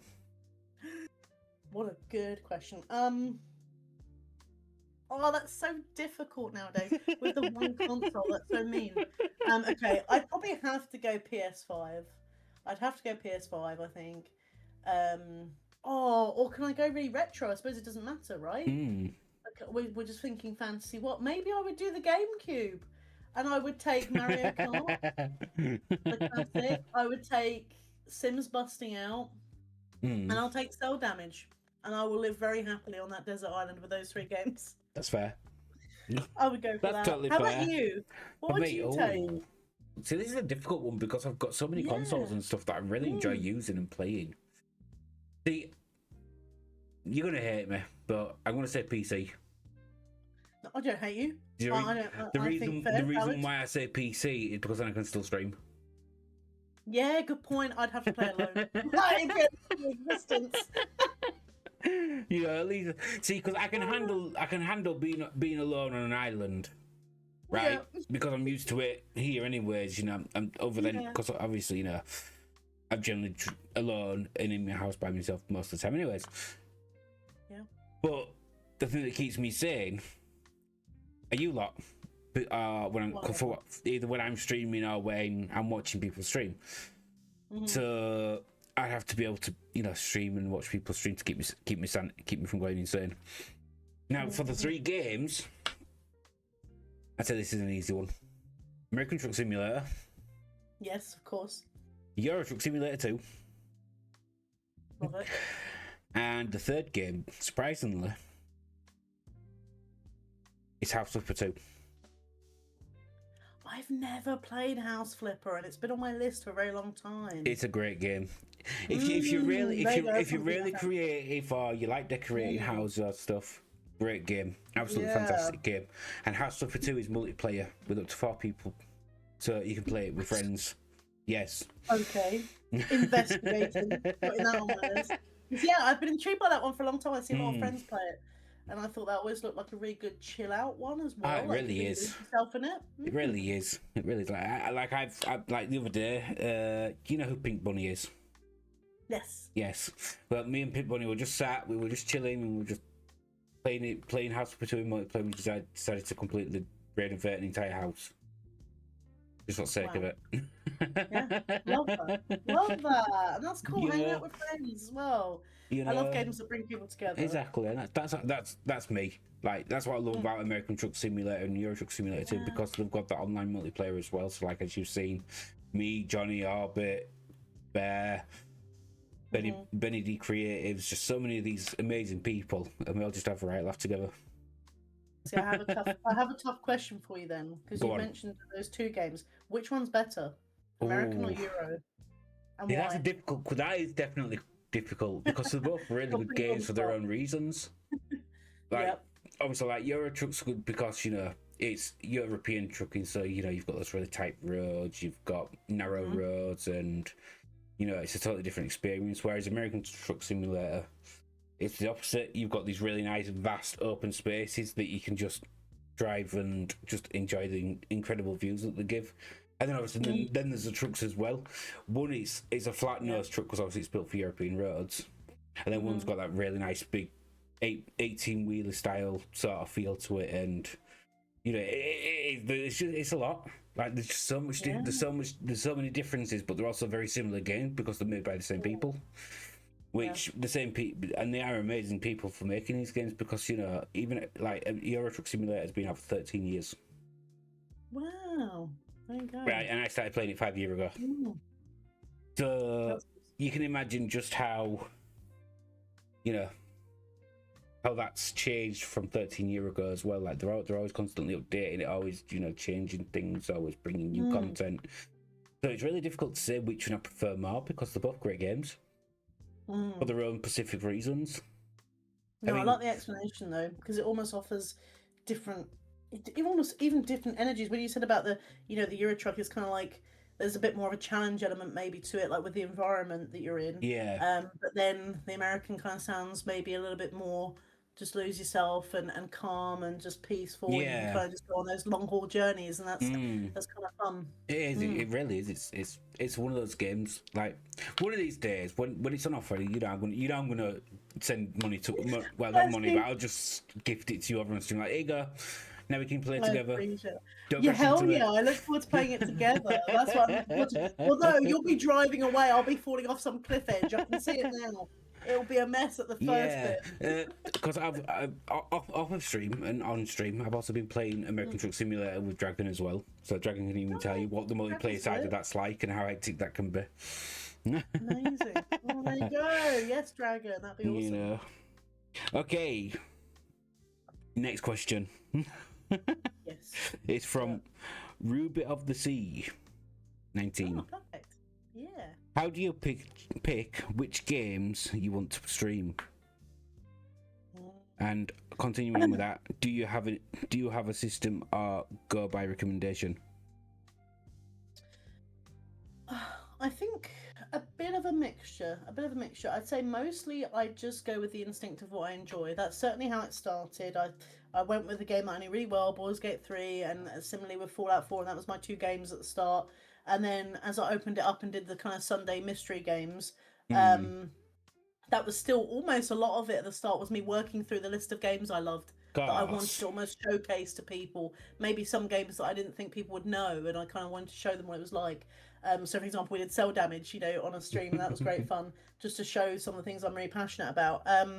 But I think, as it's gone on, and you obviously get to a point where every Sunday I try and play something new. I wouldn't necessarily go back to something on the Sunday. I might kind of do a full playthrough if we're really loving it, but I would try and find something different. And with that in mind, you run out of a list of things that you love sometimes.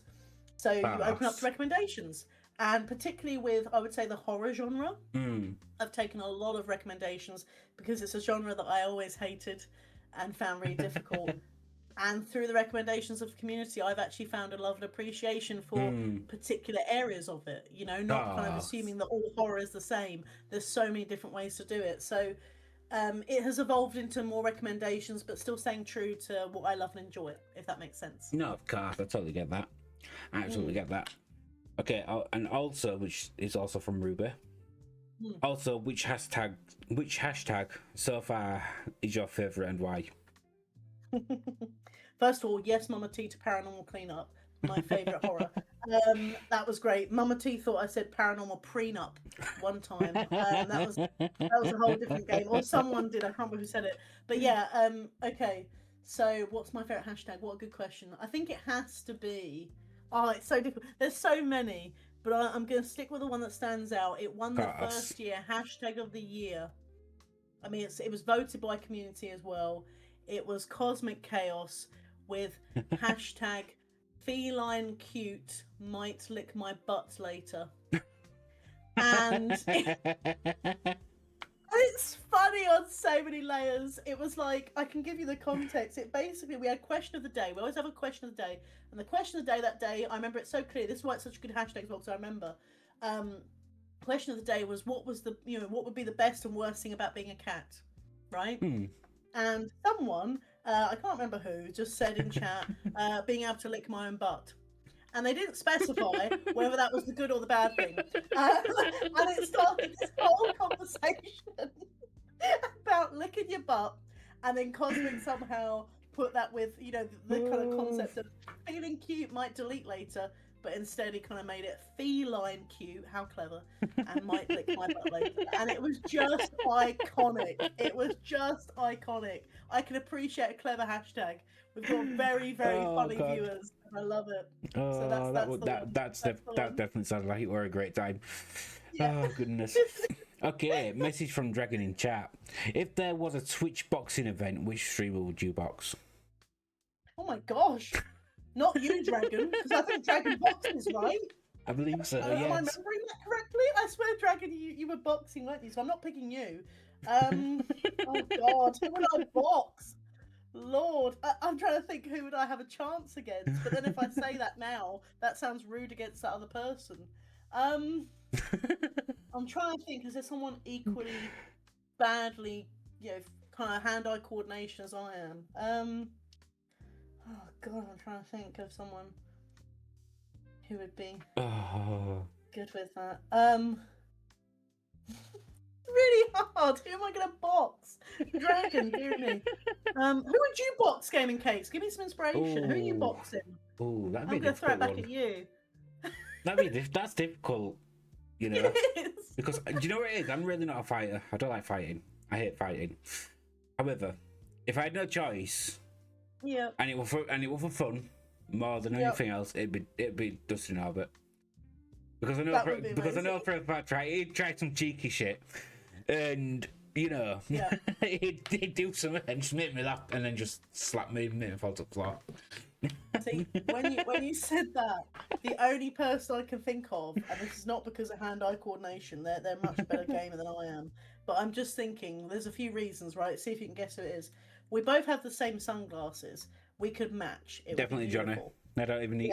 As soon as you mention the sunglasses, I'm just like, yep, okay, I already know who it is. It's just the sunglasses. But also, I feel like Johnny would crack out some amazing there'd be like some mad noises, even though it's boxing, and we don't go for boxing. There would just be such cool noises. Johnny is just so funny.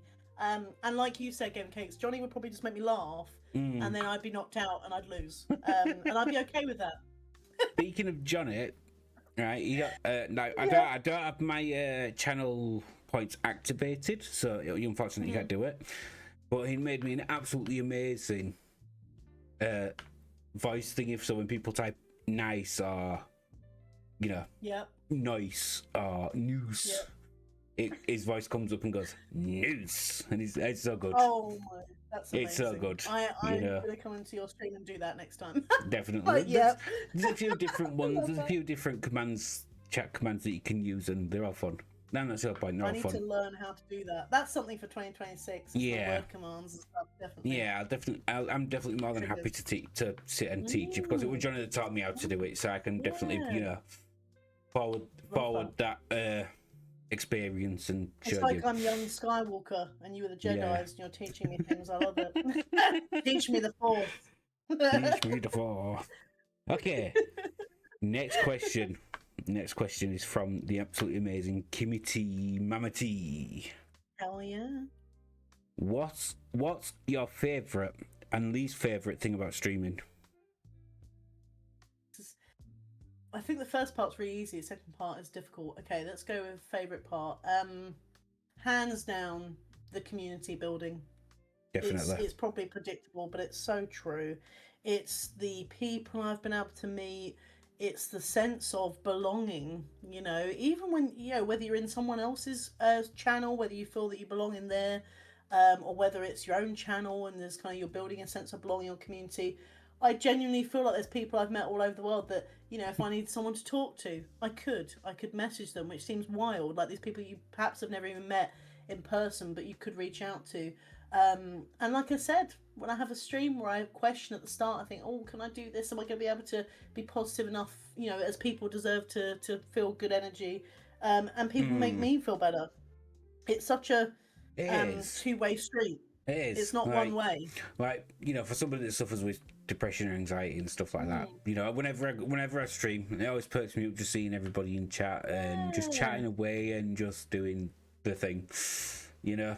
And that's always good. Yeah. That's always a good feeling. That, to be fair, Well, definitely. That's okay, right. Before we get to Kimmy's next one, firstly, that second message, I'm not reading that one out. I do apologise, Albanak, but that's not streaming or gaming related. Yeah, but the first one I will read out. If you could have dinner with any streamer, who would it be and why? I like the little bit. Don't be scared to show your feelings towards me. I'm like, for goodness sake, behave yourself. Wow. Who would I go to dinner with? I can't. Part of me thinks I'm trying to think who's got good food skills. Maybe they could cook for me. Yeah, who cooks a lot? I feel like. Oh, okay. I've decided. It's not really dinner, but I was talking to Cosmic Chaos recently about his baking skills. Perhaps we could have a bakery dinner, and he is very skilled, and he's also just an absolute pleasure to talk to, and he makes me laugh. And he is the owner of that hashtag of the year, so he's hilarious. And I just know it would be a wonderful time had by all. That's totally fair. That's totally fair. See, I'm also a fully qualified chef, believe it or not. So making food. Really? Yeah, so making food I can do with my eyes closed if I really want to. Okay, forget Cosmic. No, I'm kidding. I'm going with you. Sorry, Cosmic, just stealing the limelight off of you. I'm sorry. Yeah. Did a date over. No.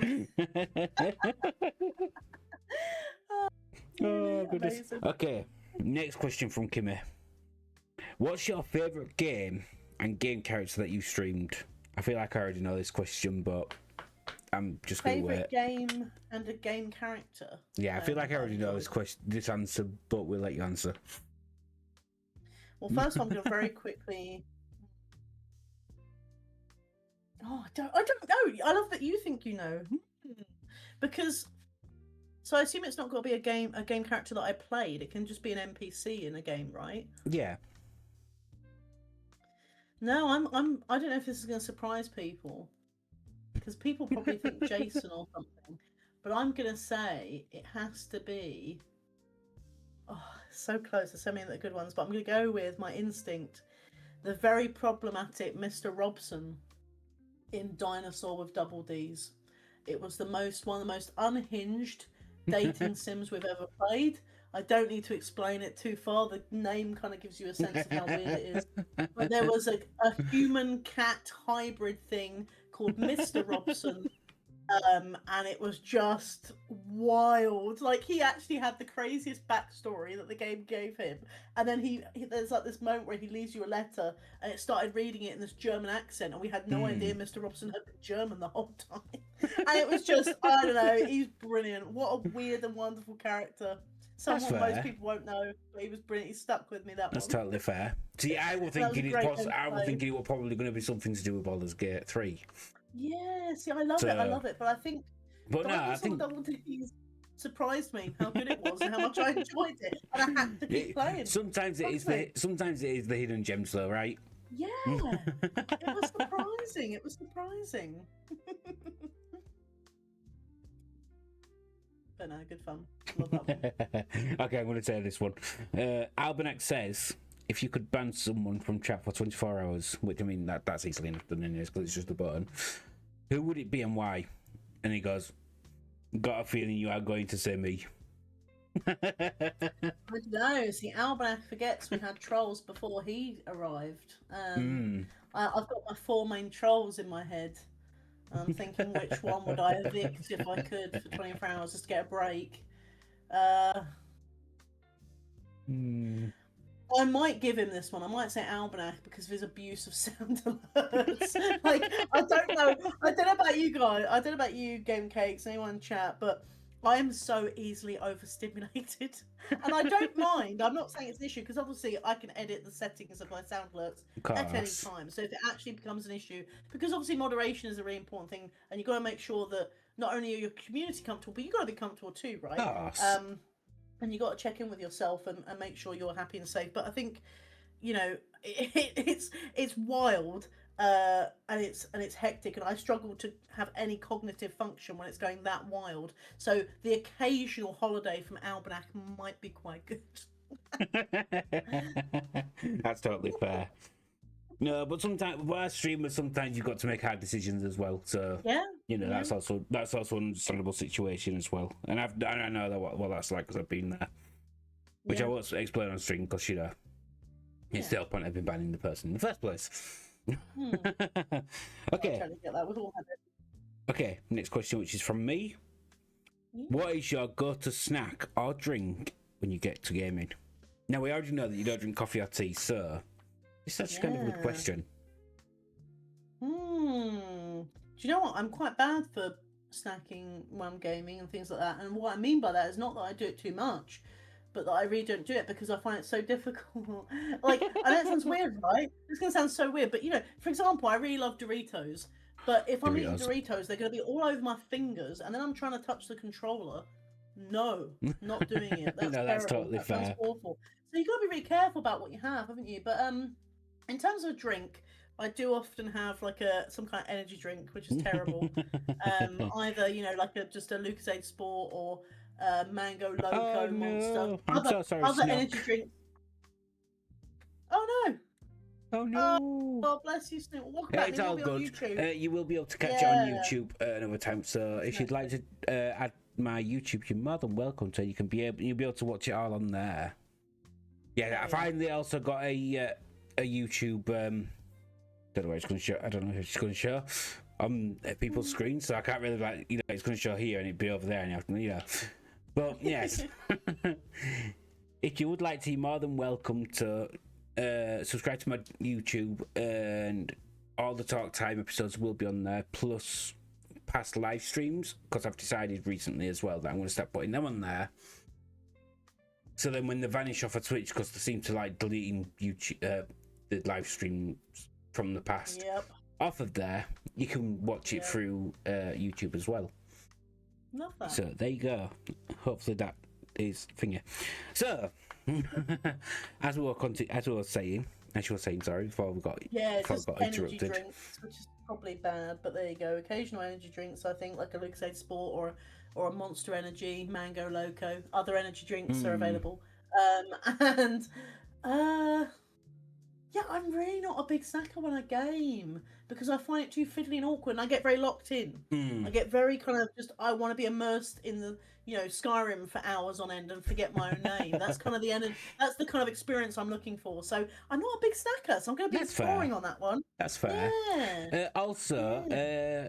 Speaking of you saying you wanted to do that, it's where you can actually upload your Twitch stuff directly to YouTube without having to download it. So, there's a way to do that. If you ever want to find that stuff out, you're more than welcome to ask myself or Cass for help. I know Cass possibly may or may not be able to help you because I don't know how well she knows that side of Twitch. But I'm sure she can direct you to somebody that would know things. I just find no, absolutely. I find the upload still a bit of a long process, right? It just takes a hot minute because I don't know if you had this, but when Twitch hit us with the storage limit, I was in deep trouble, and I had to do a lot of sudden either downloading or uploading to YouTube, and it was a long process, but worthwhile doing, isn't it? And when you get a rhythm, like I try and have a stream admin rhythm every week, and I chip away at the tasks, and keep on top of it. But yeah, more than doable, isn't it? We get there. We get there. We do. That is actually a good question, Albanach, because I don't think I streamed during the COVID period. But he asked, if you started streaming during the COVID times, where do you think you would be right now? Oh, that's really interesting. That is a really interesting question. Albanach, I love that. because I often think I meet a lot of people that were streaming during that time, and a lot of people almost describe it as like a boom of streaming, right? It was such an era to get into it because everyone needed stuff to do, right? And a lot of people were at home, and I think it's interesting because I don't know about you, Gaming Cakes, but I was a key worker for most of it, so I was working, so I didn't really stop and stay at home at all. Even when I was working from home for a bit, I had work to do, so I didn't get much time back. But if I was, how interesting. Where do I think I'd be right now? Because that's quite a few years. It is. And then how do you quantify, where you would be right now? Oh yeah, because you don't know what could have happened. You could have tried streaming, it might have gone great, it might have gone bad. You don't know. Twitch partner, possibly. Well, that's the thing, Albert. I was thinking about that, and I thought, and I don't mind saying it would be lovely to be Twitch partner someday, and I did cross my mind, but I don't think it's as much of a measure of your quality as some people say it is. Right? It's There's not. so many other achievements and things you can be doing. I've met many people that have been Twitch partners. Some absolutely fantastic people, but there's also the ones that that have gone into thinking, this could be a good stream to go into and stuff. They're just absolute assholes, to put it bluntly. Yeah, close to their head a little bit, right? Or my worst thing is those booby streamers. Ha! What? You mean I don't get to have my boobies out on a hot tub stream? What? Is that not the way to get that's probably one of my most pet peeves on streaming. Is people gaining followers just because they get the boobs out. And I'm sorry, I know that's a bit, that's also a different sort of topic, but it's just one of those things. Like for me, when it comes to a streamer, I don't look at what they're wearing or like that. For me, it's more about who they are as a person, and that's what it should always be. It should always be the person that's actually streaming, not the content of what they're doing. I think I'm not going to go too deep into this topic, but I think sometimes there's, and maybe kind of a male and masculine presenting people feel this too, and a non-binary folk as well. But I do feel like there's quite a heavy emphasis on, women and kind of female presenting people that they utilize their looks in some way on stream. I feel like sometimes there's a pressure or there's an expectation that it should be a bit about that, and I've always wanted to resist it because my favourite streamers are all about the comedy and community, and that's always what I want it to be about. Whether I'm a woman or not, shouldn't matter. So yes, I like a bit of makeup, but I also love to have, a goose hat on my head and stupid glasses, and I often wear pretty high neck stuff so that I'm not super exposed and stuff. Do you know what I mean? Because I want to be comfortable and I want it to be about the fun had, not the looks. Exactly, and that's what it should be about. It shouldn't be about like I just stick on whatever I'm wearing. Like I don't care if as long as it's clean and it looks okay, I'm happy. Yeah, exactly. You know what I mean? And I will say this here because you probably all noticed it, but like I don't have very many clothes, so you'll see me wearing a lot of the same sort of clothes. Like I've got two of the exact same top, because it's comfortable and I like it. Fix it. Yeah, so I'm a creature of comfort. So you'll see me in a lot of my streams wearing a lot of the same stuff because it's all I've got, because obviously like I had mold, so it damaged a lot of my old clothes, which is unfortunate.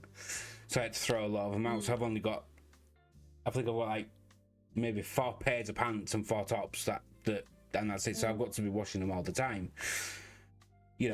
So you'll see me in a lot of that, but to me, I'm not bothered about that because at the end of the day, I'm comfortable. Yeah, and for me, it's more about the content that I'm bringing to my viewers. That's more my priority. If I'm sat here, I'm just like, I'm bored, I'm crap, I'm feeling it's not very entertaining. But if I'm getting into a game and I'm enjoying it, and people are enjoying what I'm doing, then that's what it should be. And that is why I respect the hell out of Cassidy. There is a couple of women streamers I follow because they are pretty attractive, but they are also either really funny or crazy, good at games, which is good. I'll take funny because I'm not good at games. I'll take the funny bit. I'd say you're pretty decent at this point. Okay, I'm getting there. We're getting progress. You're getting there. Oh, do you know what? Can I say something really quick though? And I hope this doesn't come across controversial, but I actually, and I won't name the person, but I heard someone share a really interesting perspective on this. Is someone was saying about, oh yeah, it really bothers me when you've got these female streamers who got their boobs out and that's how they get followers. And this person said, and sometimes it would bother me. So I kind of was curious about the debate. And a streamer friend of mine said, but why is it bothering people who, their content would be so different from this other person? It's not like they're taking our viewership. And I don't know if that makes sense, right? But I remember hearing that and thinking, yeah, anyone who's watching another female streamer for their boobs out is not going to be coming to my stream for that anyway. It's just a totally different vibe. So, do you know what? If they're doing that over there, of course, that's fine. It is, But okay, so for me, the reason why I don't like it is because yes, okay, that's what they're doing, and I'm fine with that. It's up to them. However, for me, it's more the fact of that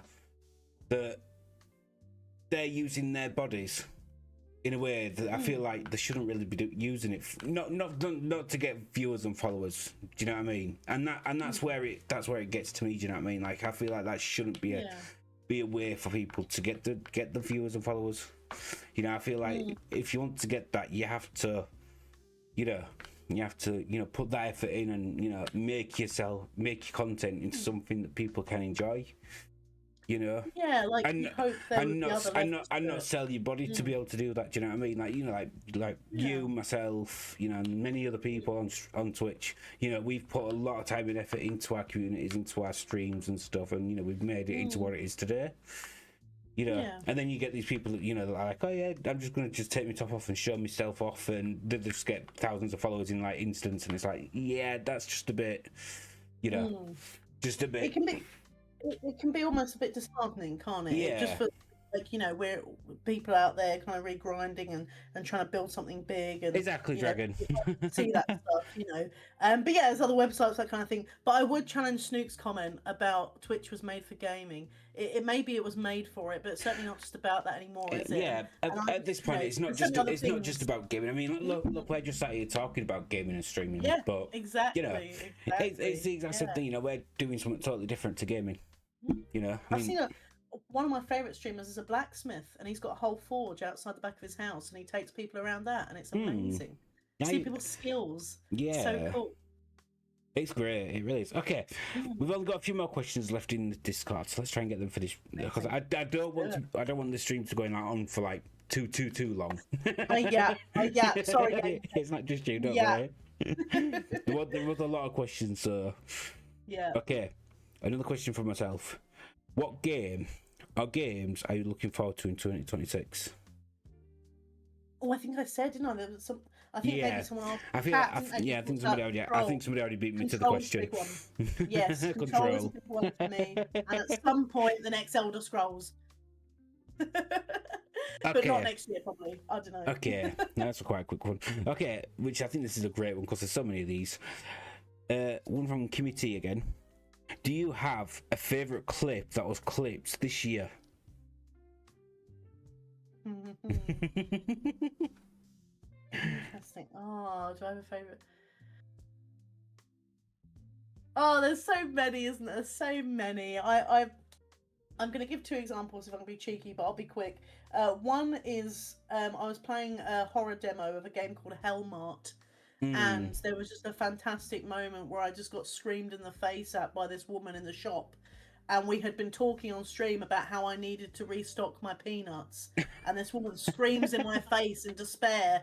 And then when she left, I was in such shock. I just kind of said, "Was it the peanut?" And it just really still makes me laugh. It's so stupid, but it really gets to me. So you got things like that where moments are just captured and the timing is on point. I think my other one would be, we had just lost honor mode for the first time in BG3. And I was just giving this little talk about how fun it had been, and we'd had a really good journey. It's okay, we don't need to cry about it, we'll be all right.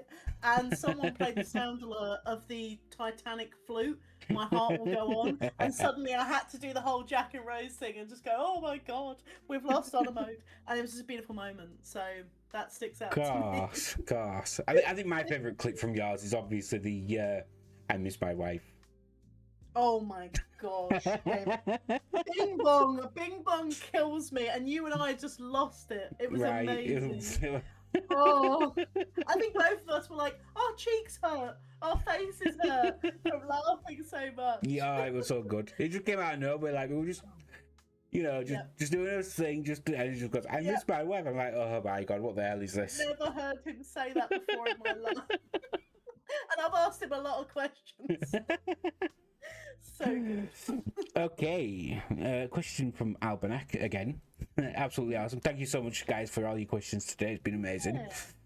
Opinion on streamers having followers only or minimum amount of viewers before raiding. This is far, but okay. So for me, right, raiding. Yeah, go for it. I can answer this part. Just from myself, from all this sort of stuff. So minimum rate viewers, it doesn't bother me. As long as, like, I will if it's somebody that's got over a certain amount of viewers already. So they've got like 50 plus. I say about 50 plus. Unless it's somebody that I already know that I know that that might have these viewers, but they're good people. I'll send them over to them. But if they've got a certain amount and I don't know these people, I'm just like, I'll see if I can find somebody else first. Someone that's got a lower amount of viewers to give them a bit more viewership.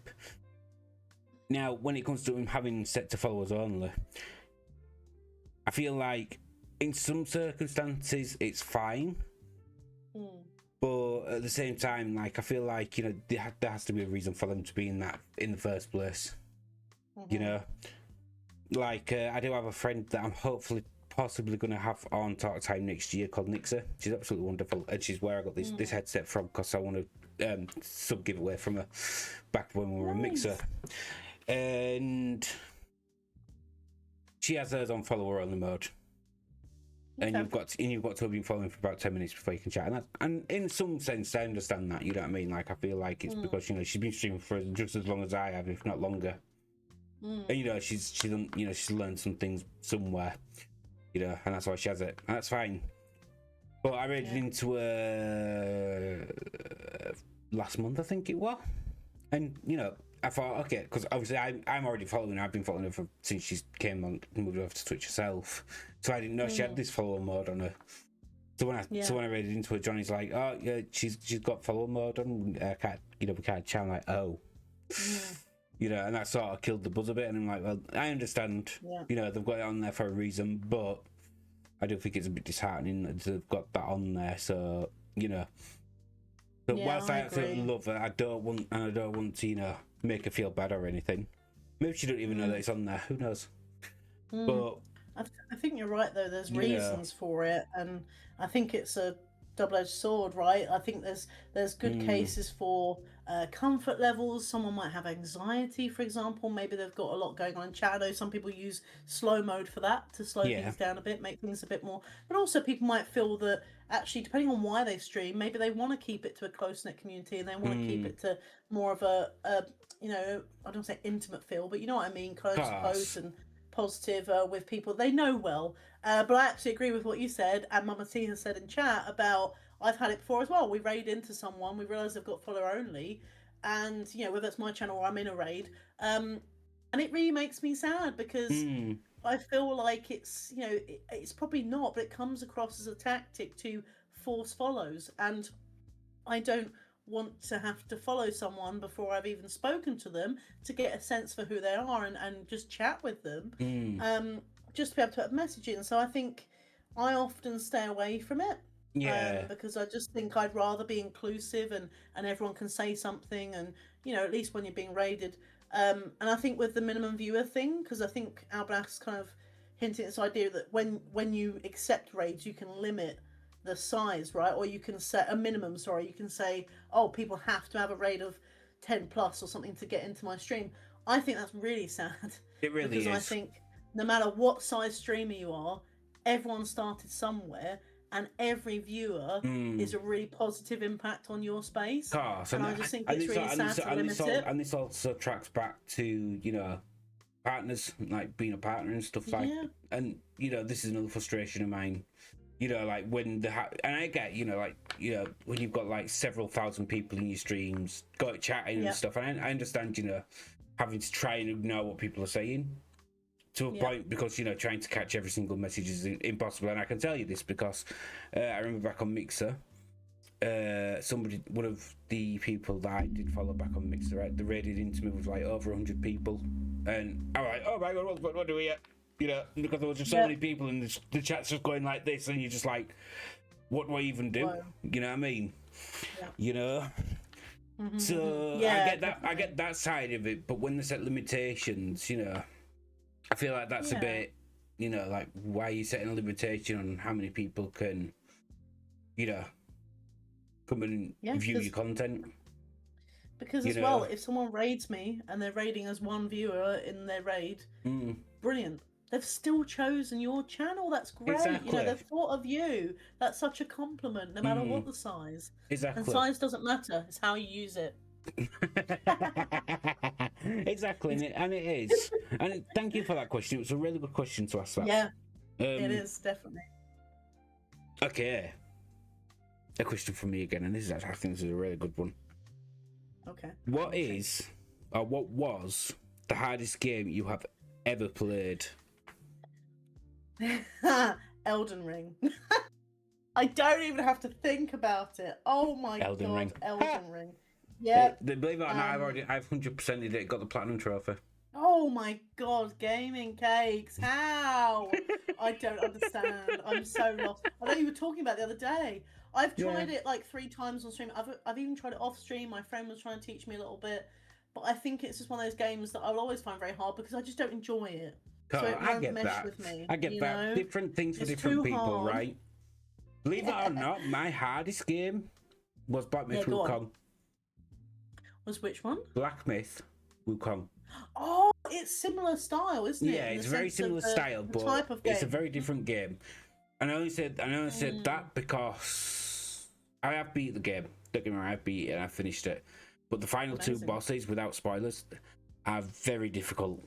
You know what I mean? I was stuck on them I can imagine. I was stuck on one of them for a while, and when I just didn't even get past, I was like, "Oh, fuck this! I'm just gonna go to the final boss." Yeah. It was that bad. Oh, fair enough. Sometimes you gotta do it.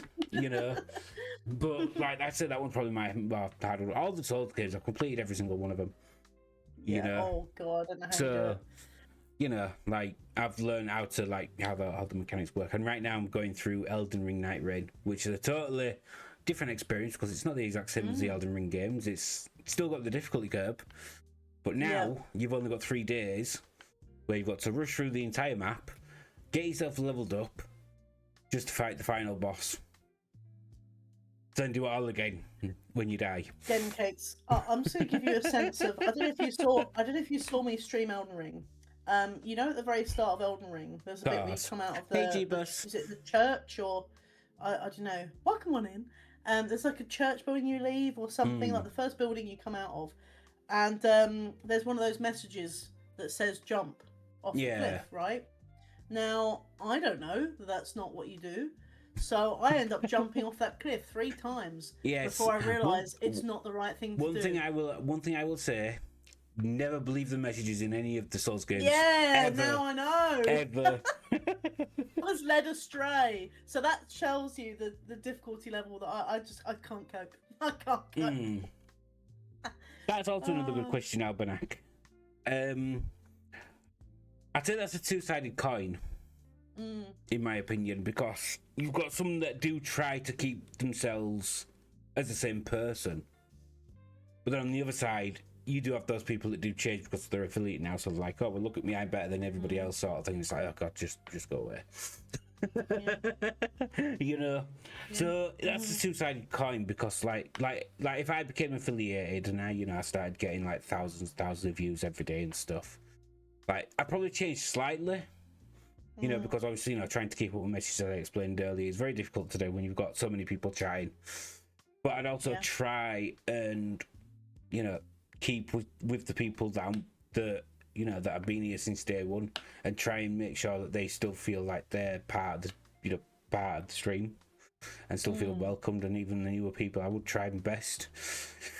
Yeah. Because obviously, like when I got raided, I had over 100 people in my channel that day. You know, whilst it was difficult, I was still. You know what ended up happening? You know, like how you end up just getting distracted and you just start chatting away for like an hour and end. Yeah. I literally ended up putting my game down. I was just sat there, just reading, chatting to everybody. Yeah. And doing my best to keep up with everything that was going on. So easily done. You know, and that's probably what end up if I became a partner and I started getting that amount of stuff. I just end up just more concentrating on the chat than I would do my game. Yeah, because I've had people come into my stream and say, "Would you ever just be a just chatting streamer?" And I think it's interesting because, like I said before, I never would have anticipated it'd be such a big thing of the stream. I could never understand when I started streaming. I wouldn't have understood how it would work. How do you get to that point where it's so easy to do? But now I couldn't live without it. But I think it's weird because people have asked me that question as well before. Like, how would you like a huge community? Would you like thousands of viewers and people chatting? And I think I'd really struggle because I do like yourself. I make such an effort to read every comment. I want to, I want people to feel heard and valued, and I want to see all the great things people are saying. So I don't know if I'd ever get anything done. It would be very, it would be difficult. So I think, if being partner comes with a lot more viewers, I think that would be tough to deal with, but maybe there's a way to adapt. But I'd like to think that the core of why I started streaming would never go away. That community and comedy. Also, the next part of my question, by the way, I know we just straight cutting that as it will, but I totally get it. What was the easiest game you've ever played? Ooh, easiest. Oh, that's difficult, isn't it? I'm trying to think. Is there something that I just played and I thought, oh, that was easy. Just completed that immediately. But I never finish games on stream, so it's quite difficult to think. Do you know what? Maybe I'll just say, I'll give you an example. This is not one I've streamed because I haven't found a way that I could ever do it because I just don't know if there's a way to do it. I would say about Sims Busting Out. And the reason I say that, the game I used to play on GameCube, is because I remember playing it as an 8-year-old kid and thinking, this is so difficult. I'm never going to finish this game. I can't do it. It's so hard. And I had this concept in my head when I went back to it as an adult. I thought, this is going to be horrific. It's going to be so difficult. And then I finished it so easily. And I thought, was I just rubbish when I was an 8-year-old? What was I doing? Why was it so difficult? Because then I just completed it so quickly and had a blast. So that's one that sticks with me as being easy now with my adult brain. I get that. I get more than I struggled with when I was a kid. It was The Simpsons Road Rage. No, on Road Rage. I remember the hit and run. Hit and run. That's the one. I struggled with the UFO. Every single time when I was younger, I struggled with that, and then I remember. God, what was it? A few years back, I can't remember exactly how long ago it was, but I managed to beat it. And I'm like, oh my god, that was just so easy. How the hell did I not think of this when I was like, And that's just how it goes. It's so valid. Going back to those games, because I went to a barcade recently in London. They had Simpsons Hit and Run on it. And I remember finding that game so difficult. And yet this time, there was like a little crowd forming around, people watching me speedrun it. And I thought, if only the stream could see me now. Look at me. Why can't they capture this moment? Oh, goodness. Brilliant. Okay. This is it, the final question in all the discards. Oh my god. Oh my god. Dun dun dun. Oh my god, sorry. I feel like we just giggle so much, Gaming. We need to collab on some games. It's definitely good. What is the jankiest game you've played? And this is by Johnny this is by Johnny Rebeck, by the way. And what is your favourite janky game? Oh yes, Johnny. Thank you, Johnny Rebeck, for ending on such a wonderful question. I love this. Okay, so jankiest game I've ever played has to be Omicron, the Nomad Soul, game we've been playing very recently. Bloody hell. It's so janky that I've had to stop playing it for a bit because it's like a barrier to enjoyment now. Like, it's so counterintuitive, but it's so funny, so I will go back to it. And jank has just got an endearing element to me. But yeah, Omicron is so difficult, and because it's so old, there's so very few walkthroughs and guides online. So you're wandering around this world of jank, totally lost, but very funny. But I think my favourite jank, I'm gonna say Fahrenheit, just the game that came before it. So both games are Quantic Dream, and the people that made Heavy Rain and Detroit Become Human. Fahrenheit is just the one older than Heavy Rain, and it was. Yeah, see, people would say Heavy Rain's my favourite, but I think Fahrenheit won it for me because it was more absurd. The narrative was weirder, and I enjoyed that. Heavy Rain still feels a bit rooted in reality, whereas there's a boss fight in Fahrenheit that I got really stuck on, where this guy is like, you're fighting him on the rooftop. He's got this like weird cape on. He's floating. He's throwing bricks at you. You're doing all sorts of weird stuff. You're like walking on walls. It's just so wonderful. It was like Jank meets Matrix. It was a wild moment, and I loved it. Yeah, I enjoyed that game so much, and we managed to finish it, which Omicron is an ongoing project. Gosh. But yeah, love that. We love jank. That's good. We always love a bit of jank. I mean, like, that's something that I miss. Like, like, okay, yes, these days we've got a lot of broken games, but but the best broken games are the ones from the old days. You know, when they were still working on figuring out how the technology worked and stuff. Like, I remember game right now. God, this is some terrible game. Or like a game where you like on a helicopter or like top down thing, and you go around shooting things, or you'd be in a tank and doing stuff. I can't remember what the game was called, but it was just so janky because instead of it being like like the smooth movements that we have today, where like you turn and you're going, it's like okay, so like you got those really janky games from back then, like I can't remember what it was, but like I was so janky and I loved it. I love going back to it, and it was just so fun. Yeah, it's got charm, hasn't it? Exactly. It's a bit of challenge. It's a bit of fun. But like the games these days, I always say it right. We don't pay for games these days. We pay for bugs and all the broken stuff, and then because they're rushing things, aren't they? Yeah, and then when we get to the DLCs, then that's when we purchase the game. Yeah, that's when it gets good. Yep. But like, I mean, there is also some like jank stuff in these games these days as well. Like I remember once I was playing. This is the second one.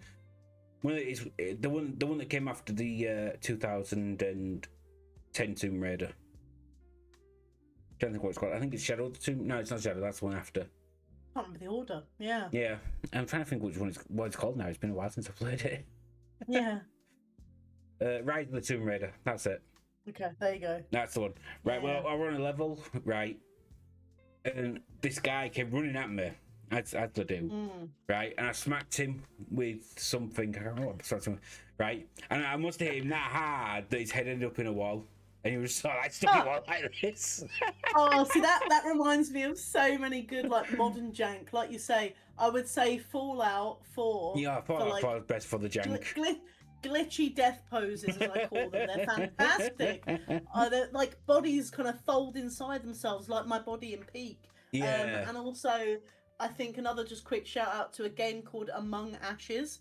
I don't know if you've heard of it, Game Cakes, but it's a janky horror. It's a more recent thing that came out, and it's so good. And it's like really kind of rough around the edges graphics, but that's part of the charm. And it's all over the place, and it reminds me of all the stuff. Again, I've taken a lot of inspiration from Michael Nothing, who does a lot of janky games, particularly in horror. I was watching that janky game you were playing last night. That looked janky but fun as hell. Puppet combo. That's what that like this set of games within this puppet combo thing. I'm obsessed, and that probably watching Michael play those games probably truly lit the jankiness obsession for me. Cars. Yeah, exactly that. Well, I guess we didn't get to this final question yet because we've got one more from Alban again. Okay. He says, what country would you like to visit in 2026? It can be more than one. Ooh. Well, I've already got a couple of travel plans next year, but they're both places that I have been before, so I don't know if that counts, but I'm looking forward to going there. I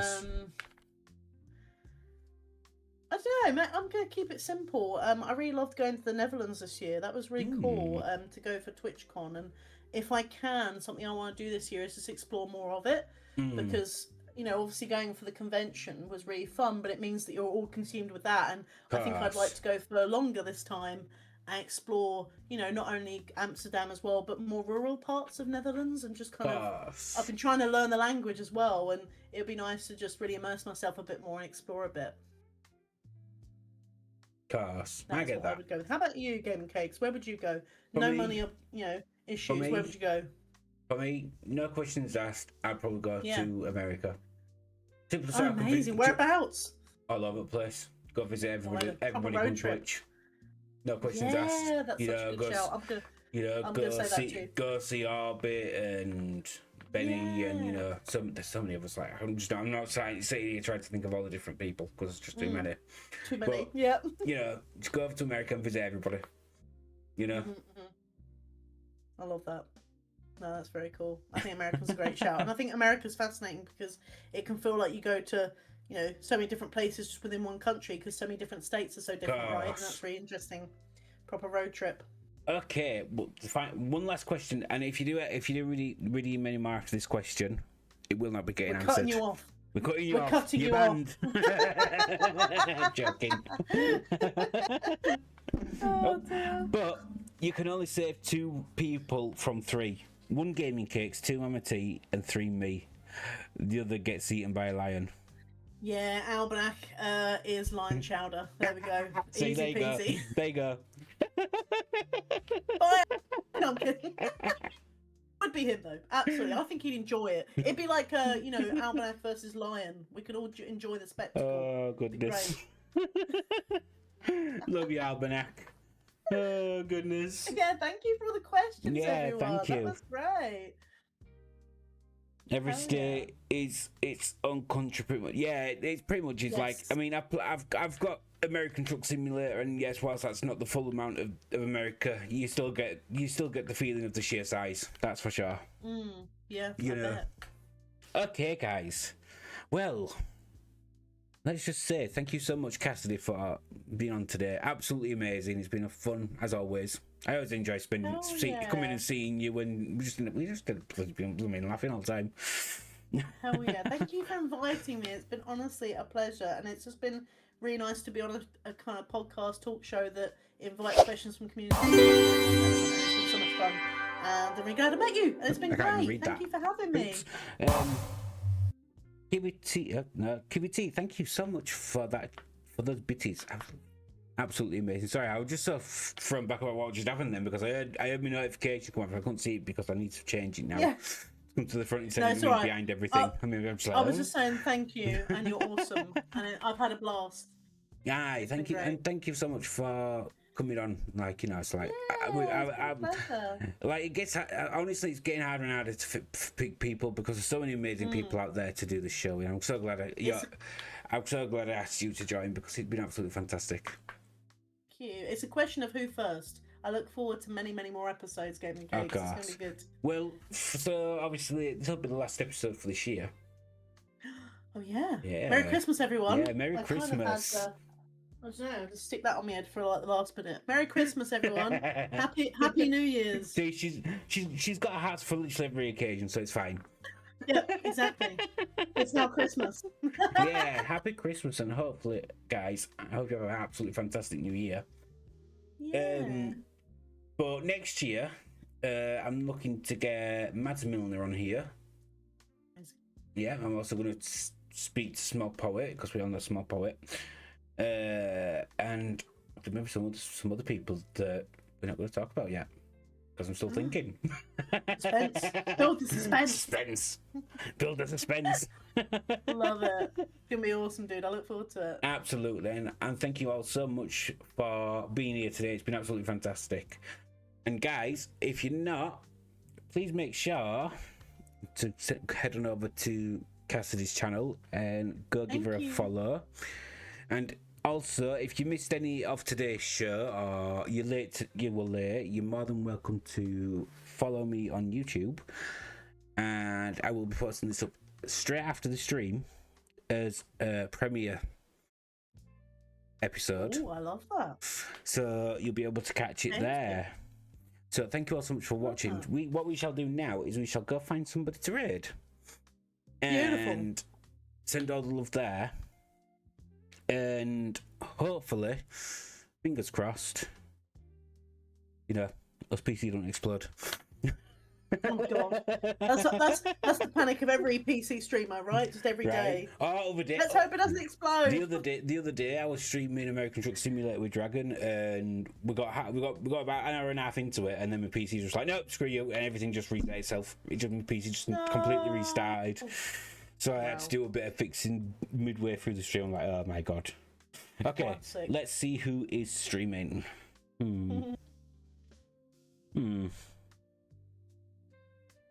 I find there's just too many to choose from these There days. always is. Raiding is a hard choice these days.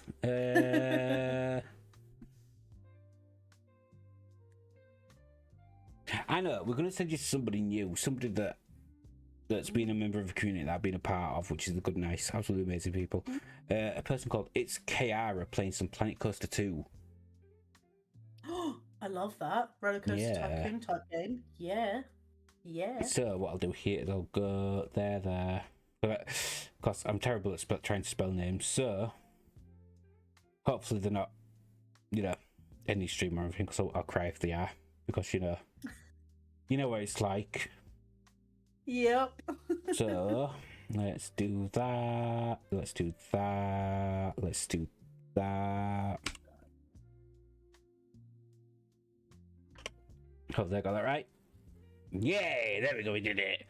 So guys, thank you all so much for being here today. Hopefully they're also not a follower on the channel. They shouldn't be because they're absolutely awesome. But hopefully guys, you'll have an absolutely fantastic day and have a fantastic Christmas because Christmas is literally around the corner.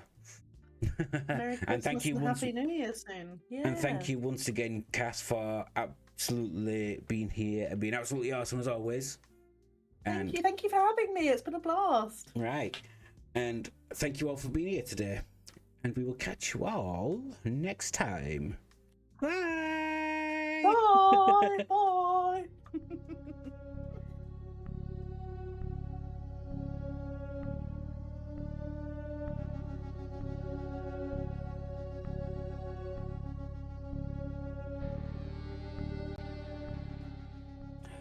Sorry, I was supposed to do this really quickly. If you are a subscriber, you can use those raid emotes, and if you are not, you can use those ones. Right, go back into the thanks for watching.